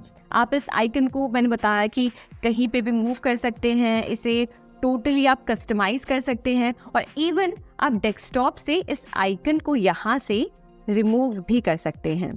तो ये हो गए हमारे आइकन्स। अब हम बढ़ते हैं सिस्टम ट्रे की तरफ। आपके टास्क बार पर राइट साइड जो ये सारे आइकन्स दिखाई दे रहे हैं, इसे कहते हैं आपके यूजर इंटरफेस का सिस्टम ट्रे। सिस्टम ट्री में आपको बहुत सारी सहूलियत यहाँ पे मिलती है, जैसे कि आप यहाँ पर टाइम चेक कर सकते हैं, डेट चेक कर सकते हैं, आपके लैपटॉप या कंप्यूटर में कितना चार्ज बाकी है, कितना चार्ज बचा हुआ है, वो चेक कर सकते हैं। जैसे देखिए मेरे लैपटॉप स्क्रीन पर दिखा रहा है कि 47% अवेलेबल, 47% लैपटॉप मेरा चार्ज हो गया है। इसके बाद आप यहाँ पे स्पीकर वाले ऑप्शन में जाकर स्पीकर को जो है इसके वॉल्यूम को बढ़ा सकते हैं या इंक्रीज या डिक्रीज कर सकते हैं। फिर यहाँ पे वाईफाई कनेक्शंस आपको मिलते हैं, जहाँ पे आपके सामने जो भी वाईफाई कनेक्शंस हैं वो अवेलेबल दिखाता है। ब्लूटूथ कनेक्शंस आप यहाँ से एक्सेस कर सकते हैं, फिर इसे एयरप्लेन मोड में कर सकते हैं और भी कई सारी फीचर्स आपको यहाँ पे मिल जाते हैं। और साथ ही साथ आप यहाँ से अपने माइक्रोफोन को भी एक्सेस कर सकते हैं डायरेक्टली। तो ये सारे फीचर्स आपको सिस्टम ट्रे पर मिलता है जो आपके टास्क बार के राइट साइड होता है। अब बात करते हैं क्विक लॉन्च आइकन्स की। क्विक लॉन्च आइकन्स वो आइकन्स हैं जो आपको अपने टास्क बार पर नजर आते हैं फोल्डर के रूप में। जैसे फॉर एग्जांपल मैं अभी ये ऐप यूज कर रही हूँ OBS स्टूडियो और मैंने इसे ओपन कर रखा है। तो आप देखेंगे कि टास्क बार में यहाँ पर ये एप्लीकेशन अभी रनिंग प्रोसेस में मुझे दिखाई दे रहा है। तो ये होते हैं हमारे क्विक लॉन्च आइकन्स, यानी कि आप जब चाहे तब इन आइकन्स के बीच में स्विच कर सकते हैं और इन फाइल्स को आप ऑपरेट कर सकते हैं। जैसे समझिए माइक्रोसॉफ्ट स्टोर का यहाँ पे क्विक लॉन्च आइकन है, फिर माइक्रोसॉफ्ट एज का यहाँ पे क्विक लॉन्च आइकन है। तो इस तरीके से आप नाम से ही समझ पा रहे होंगे कि ये वो आइकन्स हैं जिसे हम क्विकली एक्सेस कर सकते हैं। अब जानते हैं कि ये शॉर्टकट आइकन क्या होता है और आप कैसे अपने कंप्यूटर या लैपटॉप में शॉर्टकट आइकन खुद क्रिएट कर सकते हैं। समझिए कोई ऐसी वेबसाइट है या कोई ऐसा फोल्डर है जो मैं बहुत ज़्यादा यूज़ करती हूँ, ठीक है। तो अब उस वेबसाइट पे हमेशा जाकर उसे ओपन करने से अच्छा अगर मैं उसका एक शॉर्टकट मेरे डेस्कटॉप पे क्रिएट कर दूं तो कितना आसान होगा। मैं जब भी अपना लैपटॉप ओपन करूंगी मुझे उस वेबसाइट को हमेशा जाके सर्च करने की ज़रूरत नहीं है। मैं डायरेक्टली डेस्कटॉप से ही उस पर क्लिक करके उस शॉर्टकट आइकन पे क्लिक करके उस वेबसाइट को एक्सेस कर सकती हूँ। तो आइए देखते हैं कि आप भी किसी भी वेबसाइट का या किसी भी फोल्डर का एक शॉर्टकट आइकन अपने डेस्कटॉप पे कैसे क्रिएट कर सकते हैं। तो समझिए मैं गूगल क्रोम पर जा रही हूँ और मैंने कोई वेबसाइट सर्च कर ली, मान लीजिए RKCL हमने सर्च किया, ठीक है। अब मेरी रोज़मर्रा की ज़िंदगी में मैं ये वेबसाइट बहुत ज़्यादा यूज़ करती हूँ और मैं नहीं चाहती हूँ कि बार बार जब भी मैं लैपटॉप या कंप्यूटर ओपन करूँ तो मुझे बार बार जाकर RKCL को जो है सर्च करना पड़े और इनकी वेबसाइट पे हमेशा आना पड़े। इसके लिए मैं बहुत आसान तरीका अपना सकती हूँ। यहाँ पर आप देखेंगे कि आपको 3 डॉट्स यहाँ पे दिखाई दे रही होगी। इससे आपको क्लिक करना है और यहाँ पे आप नीचे आएंगे तो यहाँ पे देखिए सेव एंड शेयर का ऑप्शन है, इस पर क्लिक करें और यहाँ से आपको शॉर्टकट क्रिएट करने का ऑप्शन दिख रहा है। आप इस पर क्लिक करेंगे और इसे आप नेम भी दे सकते हैं। RKCL हमने नेम दे दिया और हमने शॉर्टकट इस तरीके से क्रिएट कर दिया। अब देखिए आप डेस्कटॉप पे आएंगे वापस तो RKCL की वेबसाइट का शॉर्टकट आपके डेस्कटॉप पे यहाँ पे क्रिएट हो चुका है। अब जब भी आप अपना लैपटॉप या कंप्यूटर ऑन करते हैं और आपको RKCL की वेबसाइट पे जाना है तो आप बस डायरेक्टली इस आइकन पे क्लिक करेंगे और आप डायरेक्टली इस वेबसाइट पे पहुंच जाएंगे। तो अब आप समझ पा रहे होंगे कि शॉर्टकट आइकन का आखिर पर्पस क्या है। ये बहुत आसान और आपके हर एक प्रोसेस को बहुत ही ज़्यादा स्मूथ और स्पीडी बनाता है। अब जानते हैं कि हमारे टास्क बार पे ये जो स्टार्ट मेन्यू है इसमें आप क्या क्या कर सकते हैं। तो यहाँ पर आप देखेंगे टास्क बार में ये जो ऐसे कुछ विंडो के शेप में जो आइकन दिया है इसे हम कहते हैं स्टार्ट मेन्यू। स्टार्ट मेन्यू पे आप क्लिक करेंगे तो यहाँ पर बहुत सारे ऐप्स आपको दिखाई दे रहे होंगे। नीचे की तरफ आप देखिए तो आपको अपना अकाउंट नजर आएगा, यानी कि आपका जो अकाउंट इस कंप्यूटर या लैपटॉप में लॉग्ड इन है उसकी इंफॉर्मेशन आपको यहाँ पे नजर आएगी। और जब आप इस अकाउंट पे क्लिक करेंगे तो यहाँ पे आपको ऑप्शन मिलेगा कि आप अकाउंट की कोई भी सेटिंग्स में चेंज कर सकते हैं या फिर आप अकाउंट को लॉक कर सकते हैं या फिर अकाउंट से साइन आउट कर सकते हैं। यानी कि अगर आपको अकाउंट लॉग आउट करना है और कोई और अकाउंट से आपको लॉग इन करना है तो तो वो आप यहाँ से कर सकते हैं। अब यहाँ पे राइट साइड आप स्टार्ट मेन्यू में देखें तो यहाँ पे जो आइकन नजर आ रहा है, इस आइकन पे आप क्लिक करेंगे तो इस पे क्लिक करने पे आप देखेंगे कि यहाँ पे कंप्यूटर या लैपटॉप को अलग अलग मोड में स्विच करने के ऑप्शंस हैं। जैसे कि अगर आप अपने लैपटॉप को स्लीप मोड में डालना चाह रहे हैं तो वो आप यहाँ से कर सकते हैं। अपने लैपटॉप को अपडेट पे रखना चाहते हैं और फिर उसे शट डाउन करना चाहते हैं तो वो ऑप्शन आप यहाँ से आप कर सकते हैं। फिर डायरेक्टली शट डाउन करने का ऑप्शन है, फिर अपडेट एंड रिस्टार्ट का ऑप्शन है और फिर लैपटॉप या कंप्यूटर को रिस्टार्ट करने का ऑप्शन है। जो हमने इससे पहले बात की थी, आपको याद होगा कि एक कंप्यूटर को बूट करने का मतलब ये होता है कि जब हम कंप्यूटर को स्टार्ट करते हैं या रीस्टार्ट करते हैं। तो वैसे आप समझ पा रहे होंगे कि स्टार्ट और रीस्टार्ट वाली जो हमने बात कही थी वो यहाँ पे आपको ऑप्शन दिखाई दे रही है कि आप अपने कंप्यूटर को रीस्टार्ट कर सकते हैं। यानी कि आप कंप्यूटर को एकदम बेस लेवल से स्टार्ट नहीं करते हैं, पर जहाँ पे वो रुका था बस वहीं से उसकी वापस एक नई शुरुआत करते हैं कंप्यूटर को ऑन करने की। तो यहाँ पे ये ऑप्शंस आपको मिल जाते हैं। फिर आप ऊपर की तरफ देखेंगे तो यहाँ पे एप्लीकेशंस आपको दिखाई दे रही होंगी, जैसे कि Microsoft Edge, Microsoft word, power point, ये सारी एप्लीकेशंस आपको दिखाई दे रही हैं। इन सब एप्लीकेशंस को मैंने स्टार्ट मेन्यू में पिन करके रखा है। यानी कि मैं चाहती हूँ कि जब मैं स्टार्ट मेन्यू ओपन करूँ तो ये सब एप्लीकेशंस मुझे यहाँ पे नजर आए, उनके शॉर्टकट्स मुझे यहाँ पे नजर आए। पर अगर आप चाहते हैं ये देखना कि आपके लैपटॉप या कंप्यूटर में कितने सारे एप्लीकेशंस हैं और कौन से एप्लीकेशंस हैं, तो उसके लिए आप ऑल ऐप्स पर क्लिक कर सकते हैं और यहाँ पर आपके लैपटॉप या कंप्यूटर में जितने भी एप्लीकेशंस हैं उसकी सारी इंफॉर्मेशन विथ नेम और आइकन आपको यहाँ पर दिखाई देगी। अब सबसे इंटरेस्टिंग बात ये कि आप जब चाहें तब इन एप्लीकेशंस को, इस पिन किए एप्लीकेशंस को यहाँ से हटाकर ऑल एप्लीकेशंस में डाल सकते हैं और ऑल एप्लीकेशंस में से किसी भी एप्लीकेशन को यहाँ पे ला सकते हैं। चलिए देखते हैं वो कैसे करते हैं। फॉर एग्जाम्पल समझिए मुझे नोटपैड को यहाँ से निकालना है, तो मैं क्या करूँगी, नोटपैड पर राइट क्लिक करूँगी और यहाँ से ये ऑप्शन सिलेक्ट करूँगी, अनपिन फ्रॉम स्टार्ट। जैसे ही मैं इसे क्लिक करूँगी वो नोटपैड वाला जो आइकन था वो यहाँ से निकल चुका है और अब ये आपको ऑल ऐप्स में दिखेगा। देखिए ये रहा नोटपैड, अब हमारे ऑल एप्लीकेशंस में आ गया है। वैसे ही समझिए अगर आप इस नोटपैड को वापस पिन करना चाहते हैं स्टार्ट मेन्यू में, तो इस पर जाकर आप जब राइट क्लिक करेंगे और फिर आप पिन टू स्टार्ट ऑप्शन पे सिलेक्ट करेंगे तो अब आप जाके देखें तो नोटपैड आपके स्टार्ट मेन्यू में यहाँ पर दिखाई दे रहा है। तो इस तरीके से आप स्टार्ट मेन्यू को बहुत ही अच्छी तरीके से ऑर्गेनाइज करके रख सकते हैं कि जिन एप्लीकेशंस को आप चाहते हैं यहाँ पे पिन करना, उन एप्लीकेशंस को यहाँ पे पिन कर सकते हैं और यहाँ से काफ़ी सारे चेंजेस आप जो है कर सकते हैं। अब स्टार्ट मेन्यू में सेटिंग्स का ऑप्शन आता है। सेटिंग्स से ही आप समझ पा रहे होंगे, जैसे हमारे स्मार्टफोन, हमारे फ़ोन में सेटिंग्स का ऑप्शन होता है जिसमें जाकर हम डिस्प्ले की सेटिंग्स करते हैं, वॉल्यूम की सेटिंग्स करते हैं, फाइल्स की सेटिंग करते हैं।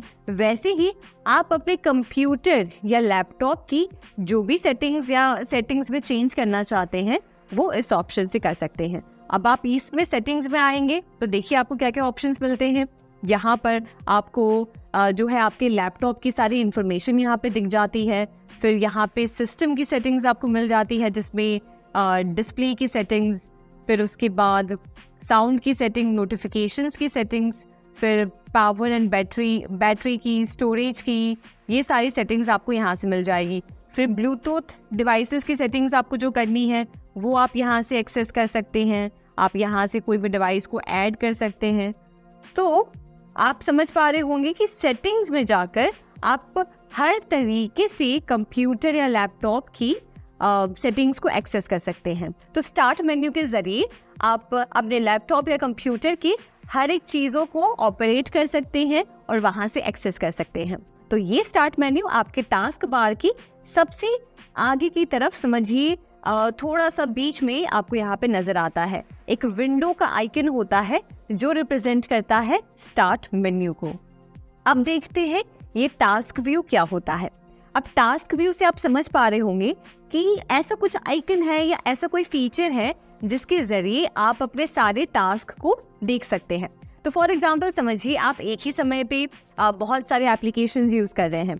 जैसे कि आपने एक एप्लीकेशन म्यूज़िक का खोल रखा है, आपने एक एप्लीकेशन डॉक्यूमेंट का खोल रखा है, आप कहीं और कुछ वेबसाइट सर्च कर रहे हैं। तो एक साथ 3-4 एप्लीकेशंस आपके लैपटॉप या कंप्यूटर पे ओपन है और आप चाहते हैं कि आप एक साथ इन एप्लीकेशंस को एक ही स्क्रीन पर देखना चाहते हैं और उनके बीच में स्विच करना चाहते हैं। तो वो आप कैसे कर सकते हैं? तो एक बहुत ही आसान और बहुत ही यूजफुल फीचर है जो है टास्क व्यू। इसके ज़रिए आप अपने सारे टास्क को एक जगह देख सकते हैं।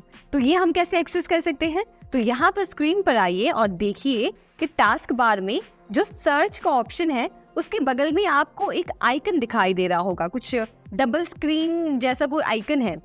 तो समझिए कि जब आप टास्क व्यू पे क्लिक करते हैं तो आप जितने भी एप्लीकेशंस को अभी करंट सिचुएशन में यूज़ कर रहे हैं वो सारी एप्लीकेशंस आपको एक ही स्क्रीन पे नज़र आती हैं और आप इन एप्लीकेशंस के बीच में जब चाहे तब स्विच कर सकते हैं, बस उन पर क्लिक करते हुए।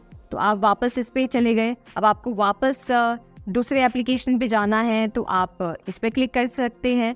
तो इस तरीके से आप अलग अलग एप्लीकेशंस के बीच में जब चाहे तब ईजिली और स्मूथली स्विच कर सकते हैं। अब जानते हैं कि मल्टीपल डेस्कटॉप्स आखिर होते क्या है।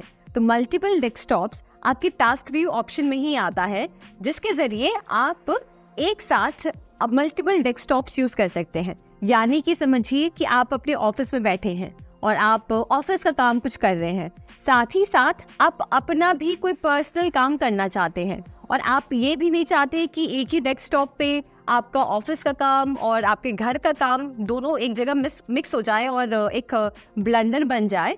तो उसके लिए आप टास्क व्यू का यूज़ करके अलग अलग डेस्कटॉप पे स्विच कर सकते हैं। वो कैसे कर सकते हैं, आइए देखते हैं। तो आप टास्क व्यू पे यहाँ पे जब क्लिक करेंगे तो देखिए आपको ऑप्शन नज़र आ रहा है न्यू डेस्कटॉप ऐड करने का।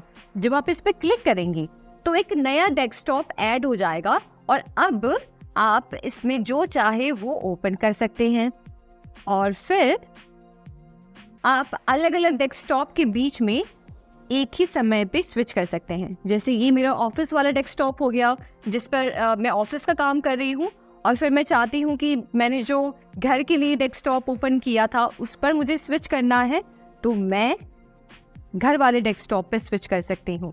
इस तरीके से हम अलग अलग टास्क या अलग अलग नेचर ऑफ टास्क को डिवाइड कर सकते हैं अलग अलग डेस्कटॉप को ओपन करके। अब जानते हैं माइक्रोसॉफ्ट एज के बारे में। जैसे आप अपने फ़ोन या लैपटॉप या कंप्यूटर पर कुछ भी सर्च करने के लिए एक कॉमन ब्राउज़र कौन सा यूज़ करते हैं, गूगल क्रोम, राइट? वैसे ही गूगल क्रोम की तरह माइक्रोसॉफ्ट एज है जिसे डेवलप किया है माइक्रोसॉफ्ट ने। तो आप अपने कंप्यूटर या लैपटॉप पे, अगर आपका विंडोज़ लैपटॉप या कंप्यूटर है तो आपको ये माइक्रोसॉफ्ट एज वहीं पे इनबिल्ट दिखेगा, जिसके ज़रिए आप वेब पे चाहे जो चाहे वो सर्च कर सकते हैं। तो यहाँ से देखिए मैं आपको बता रही हूँ कि कैसे मैं इस एप्लीकेशन को ओपन कर सकती हूँ। मैंने इस पर डबल क्लिक किया और यहाँ जाकर मैं जो चाहे वो सर्च कर सकती हूँ और साथ ही साथ आप यहाँ पे देखिए बहुत सारे ऑप्शंस अवेलेबल होते हैं, जैसे कि हमारे क्रोम में भी होते हैं वैसे ही फीचर्स आपको माइक्रोसॉफ्ट एज में मिलते हैं। यहाँ पर आप 3 डॉट्स पे क्लिक करेंगे तो आप नया टैब ओपन कर सकते हैं।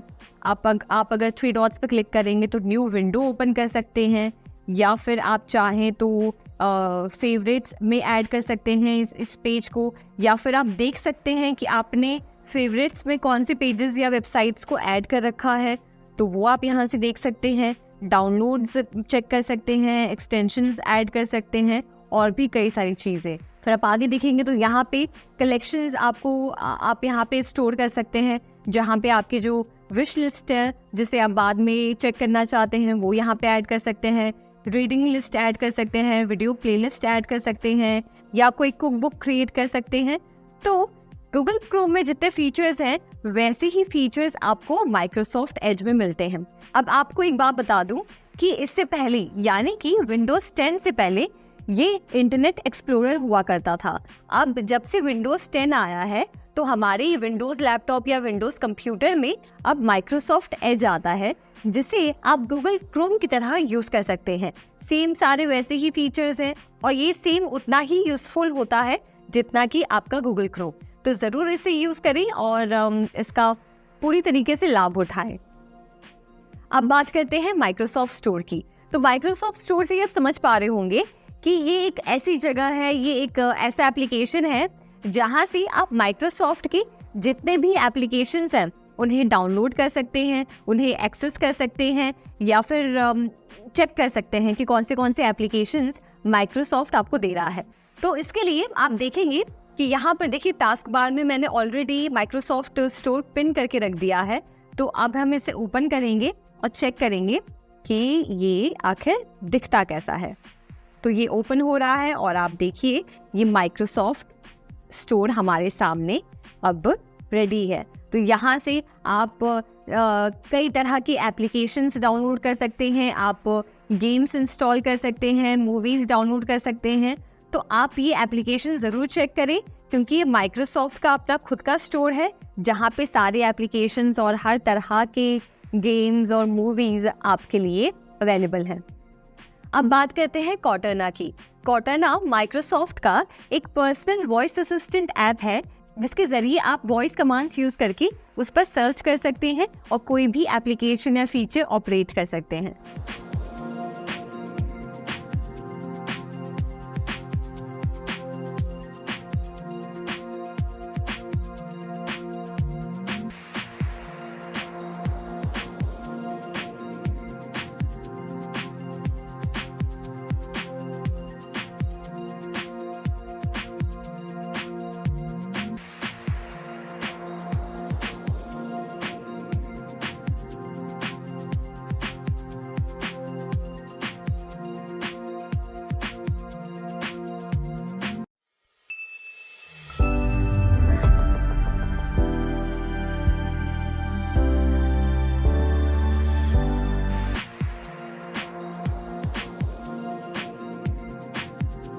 तो अब बात करते हैं विंडोज़ 11 के कुछ ऐसे एप्लीकेशंस और यूटिलिटीज प्रोग्राम के बारे में जो आपको अपने टास्क परफॉर्म करने में हेल्प करते हैं या कोई भी सेटिंग्स को रन करने में इजी बनाते हैं। तो सबसे पहले बात करते हैं कैलकुलेटर की।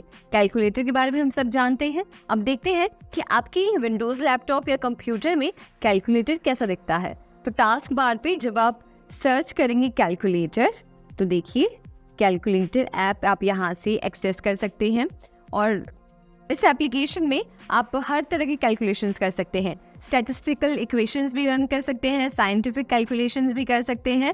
तो ये एक टूल है जो बहुत ही ज़्यादा हेल्पफुल है और आपके विंडोज़ लैपटॉप या कंप्यूटर में आता है। तो अब बात करते हैं मैथ इनपुट पैनल की। मैथ इनपुट पैनल एक ऐसा टूल है जिसके ज़रिए आप किसी भी डॉक्यूमेंट या अपने वर्ड डॉक्यूमेंट में इक्वेशंस को टाइप कर सकते हैं। फॉर एग्जाम्पल समझिए आपको कोई मैथमेटिकल इक्वेशन लिखना है, ठीक है। तो जब आप मैथ इनपुट पैनल ओपन करते हैं तो आपको ये फीचर मिलता है कि आप उस पर इक्वेशन माउस से पॉइंट करते हुए लिख सकते हैं और जो जो आप लिखते रहते हैं वो पीछे डॉक्यूमेंट में अपने आप टाइप होता रहता है, जिसकी वजह से नेचुरली आप बहुत ही आसान तरीके से कोई भी मैथमेटिकल इक्वेशन अपने डॉक्यूमेंट में टाइप कर सकते हैं। अब बात करते हैं स्निपिंग टूल की। जैसे आप अपने फ़ोन में या अपने फ़ोन में आप स्क्रीनशॉट लेते हैं, वैसे ही आप अपने लैपटॉप में भी या कंप्यूटर में भी स्क्रीनशॉट ले सकते हैं। अब देखते हैं कि ये टूल हम कैसे यूज़ कर सकते हैं। तो मैं आपको एक शॉर्टकट तरीका बता रही हूँ जिसके ज़रिए ये स्निपिंग टूल आपके लैपटॉप या आपके कंप्यूटर स्क्रीन पर ओपन हो जाएगा। जिसके लिए आप अपने डेस्कटॉप पे FN बटन दबाइए और साथ ही साथ F12 के नीचे देखिए प्रिंट स्क्रीन लिखा है, उसे भी प्रेस करिए। जैसे ही आप प्रेस करेंगे तो आपके स्क्रीन पे देखिए ये 4 ऑप्शंस आ जाएंगे। अब देखते हैं कि ये 4 ऑप्शंस क्या है। ये सबसे पहला ऑप्शन है रेक्टेंगुलर मोड, यानी कि जब आप स्क्रीनशॉट एक रेक्टेंगुलर शेप में लेना चाहते हैं, एक रेक्टेंगुलर मोड में लेना चाहते हैं, तब आप ये ऑप्शन सिलेक्ट कर सकते हैं। तो देखते हैं कि अगर हम इस ऑप्शन को सिलेक्ट करते हैं तो हम कैसे स्क्रीनशॉट ले सकते हैं। तो ये जो प्लस का आइकन है, आपको बस अपने माउस की मदद से इसे ड्रैग करना है और रेक्टेंगुलर शेप में आप अपने विंडो की स्क्रीनशॉट ले सकते हैं। देखिए, और जैसे ही मैं इसे रिलीज करूंगी, यहाँ पे ये स्क्रीनशॉट क्रिएट हो गया है। अब आप इसे शेयर करना चाहते हैं या समझिए आपको इसमें कुछ एडिटिंग करनी है तो वो भी आप कर सकते हैं। आप ये 3 डॉट्स पे क्लिक करेंगे तो यहाँ पर ये जो स्क्रीनशॉट हमने लिया है वो ओपन हो जाएगा और इसमें आप कोई भी एडिटिंग कर सकते हैं। आप यहाँ पे मार्कर की मदद से कुछ लिख सकते हैं या फिर इरेजर की मदद से इसमें आप इसे रब कर सकते हैं।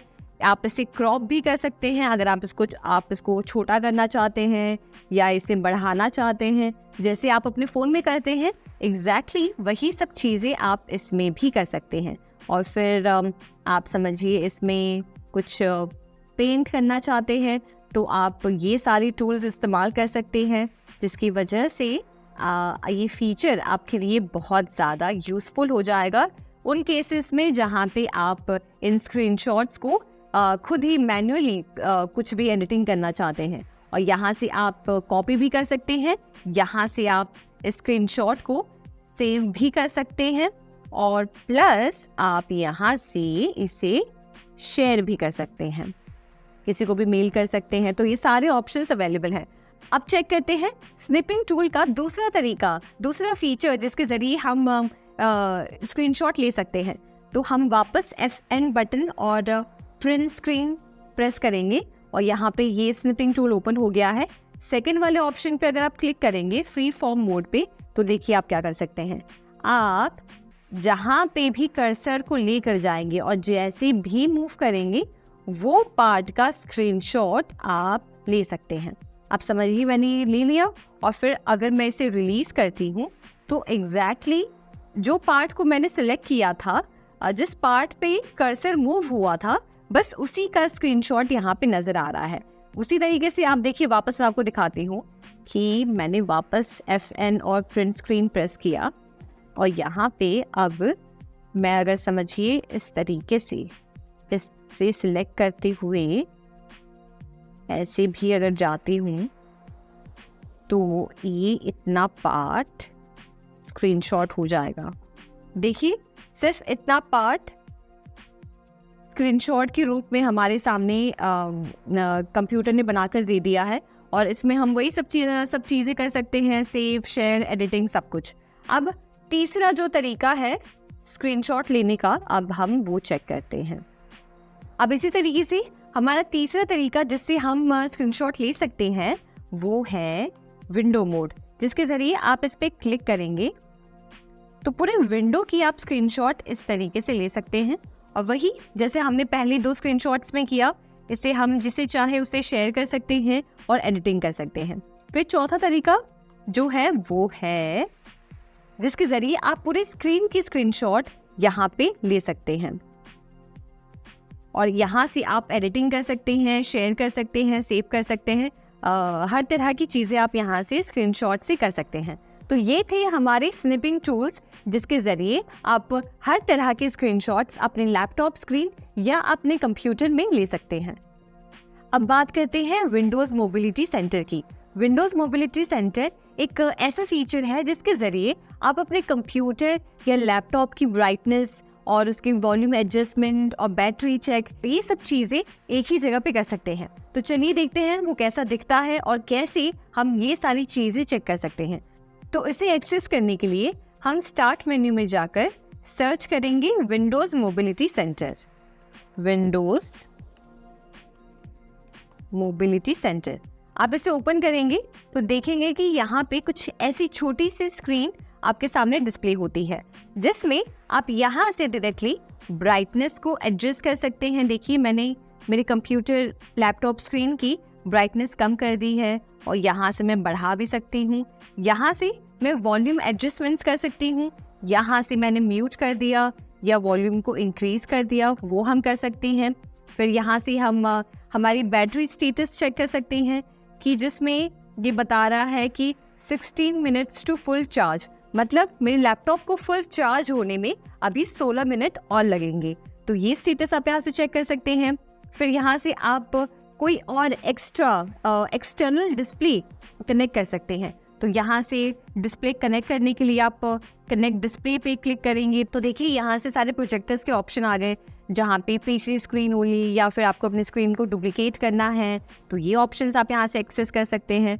वापस आते हैं हम हमारे विंडोज मोबिलिटी सेंटर में, तो यहाँ से आप डिस्प्लेस कनेक्ट कर सकते हैं और यहाँ सिंक के ऑप्शन से आप बाकी फाइल्स को भी सिंक कर सकते हैं। तो ये है विंडोज मोबिलिटी सेंटर, जिसके ज़रिए आप एक ही जगह पे ये सारी सेटिंग्स चेंज कर सकते हैं और चेक कर सकते हैं। अब बात करते हैं पेंट एप्लीकेशन की। आपके विंडोज़ लैपटॉप या विंडोज़ कंप्यूटर में भी एक पेंट एप्लीकेशन होता है जिसमें जाकर आप कुछ भी डिजिटली पेंट कर सकते हैं। तो आइए देखते हैं कि ये एप्लीकेशन अगर आखिर कैसा दिखता है और कैसे आप इसमें पेंट कर सकते हैं। तो यहाँ सर्च बार में मैं जाकर सर्च कर रही हूँ,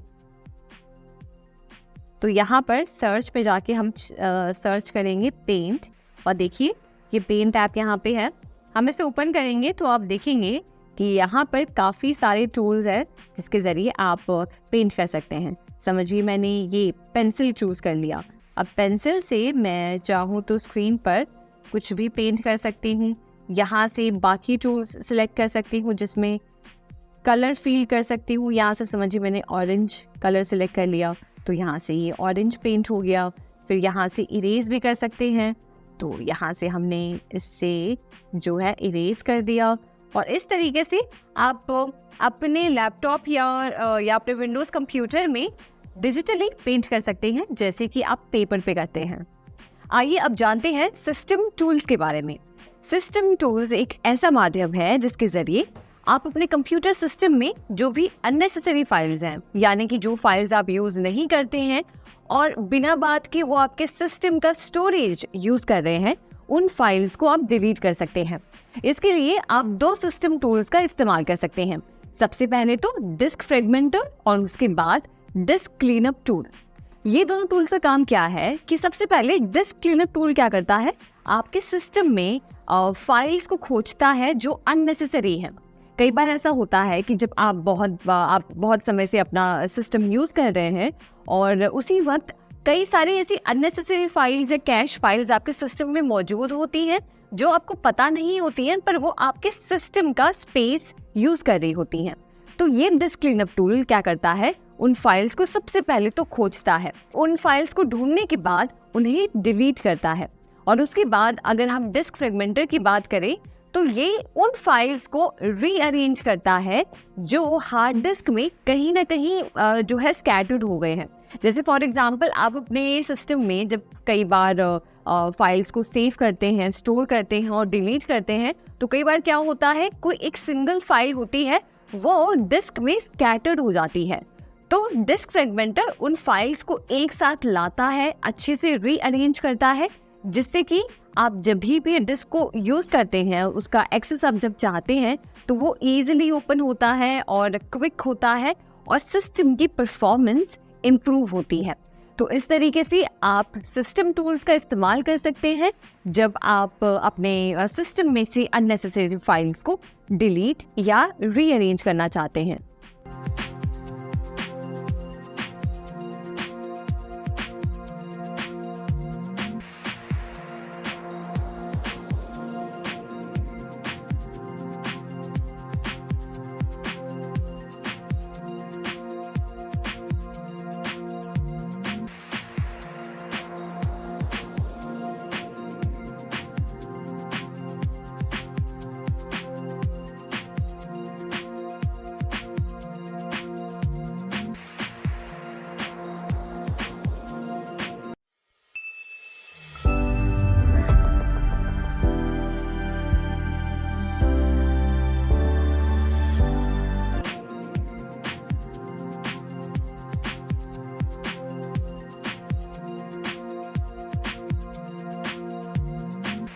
अब आगे बढ़ते हुए चलिए जानते हैं कि किसी एप्लीकेशन को आप कैसे स्टार्ट करते हैं।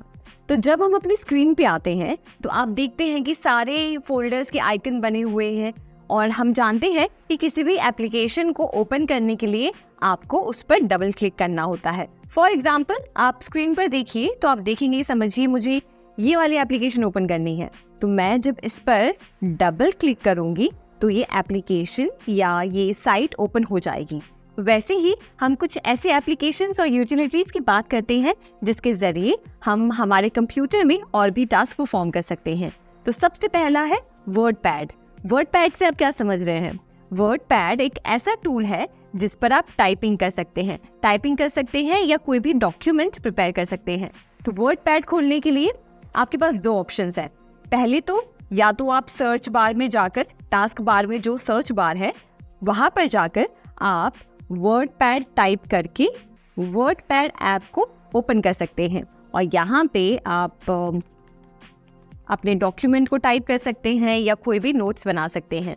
अब दूसरा तरीका वर्ड पैड ओपन करने का है कि आप अपने डेस्कटॉप पे विंडोज की +R दबाएंगे तो एक विंडो ओपन हो जाती है जिसमें आप यहाँ पे जो एप्लीकेशन चाहें उस एप्लीकेशन का नाम टाइप कर सकते हैं।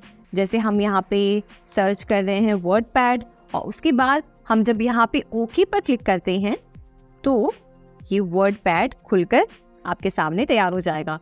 अब आपको एक बात बताती हूँ कि वर्ड पैड एप्लीकेशन विंडोज 95 के बाद जो भी वर्जन्स आए हैं उन सब में अवेलेबल है, तो आप इसका ज़रूर इस्तेमाल करें क्योंकि ये बहुत ही यूज़फुल एप्लीकेशन है जिसमें आप टाइपिंग कर सकते हैं, नोट्स बना सकते हैं और डॉक्यूमेंट्स बना सकते हैं। अब हमारे दूसरे यूटिलिटी ऐप की बात करते हैं जो है माइक्रोसॉफ्ट पेंट। अब माइक्रोसॉफ्ट पेंट हम जानते हैं कि पेंटिंग के लिए यूज़ होता है, तो हम वापस एक बार चेक कर लेते हैं कि हम कैसे इस एप्लीकेशन को ओपन कर सकते हैं। आप यहाँ पे टास्क बार में जाकर सर्च करेंगे पेंट, तो देखिए ये पेंट एप्लीकेशन यहाँ पे नज़र आ रही है। आप इस पे डबल क्लिक करें और ये पेंट एप्लीकेशन आपके सामने ओपन हो गया है। अब बात करते हैं टाइपिंग प्रैक्टिस की। अब आप लैपटॉप या कंप्यूटर अब शायद यूज़ करना शुरू कर रहे हैं या ऑलरेडी आप यूज़ कर रहे हैं। आप जानते हैं कि हम जब टाइप कर रहे होते हैं डेस्कटॉप पे तो हमारे जितने भी ये 10 फिंगर्स हैं, ये 10 फिंगर्स कुछ ना कुछ काम कर रहे होते हैं। जैसे कि मेनली हमारे जो फिंगर्स हैं वो हमारे होम बटन्स पे होते हैं, यानी कि ASDF और JKL, मतलब हमारा एक हाथ के फिंगर्स ASDF पे होते हैं और दूसरे हाथ के फिंगर्स JKL पे होते हैं। अब स्पेशली हम अपने थंब की बात करें तो हमारा थंब हमेशा स्पेस बार के ऊपर होता है। स्पेस बार को हम हमेशा दबाए नहीं रखते हैं, पर उस पर लाइटली एक बहुत ही लाइट प्रेशर बना के हम हमारे थंब को उसके ऊपर प्लेस करते हैं और हम थंब से स्पेस बार को प्रेस करते हैं और साथ ही साथ थंब से हम हमारे विंडोज़ की को प्रेस करते हैं। अगर हम विंडोज़ लैपटॉप यूज़ कर रहे हैं और अगर हम एप्पल लैपटॉप यूज़ कर रहे हैं तो एप्पल पर कमांड बटन को यूज़ करने के लिए हम थंब का यूज़ करते हैं। बाकी जो भी हम वर्ड्स टाइप करते हैं उसके लिए हम बाकी फिंगर्स का यूज़ करते हैं। तो इस तरीके से आप टाइपिंग की प्रैक्टिस करें और देखें कि टाइपिंग की प्रैक्टिस आप कैसे इंक्रीज कर सकते हैं, उसे और एफिशिएंट बना सकते हैं, तो आपको एकदम धीरे धीरे टाइपिंग की आदत हो जाएगी।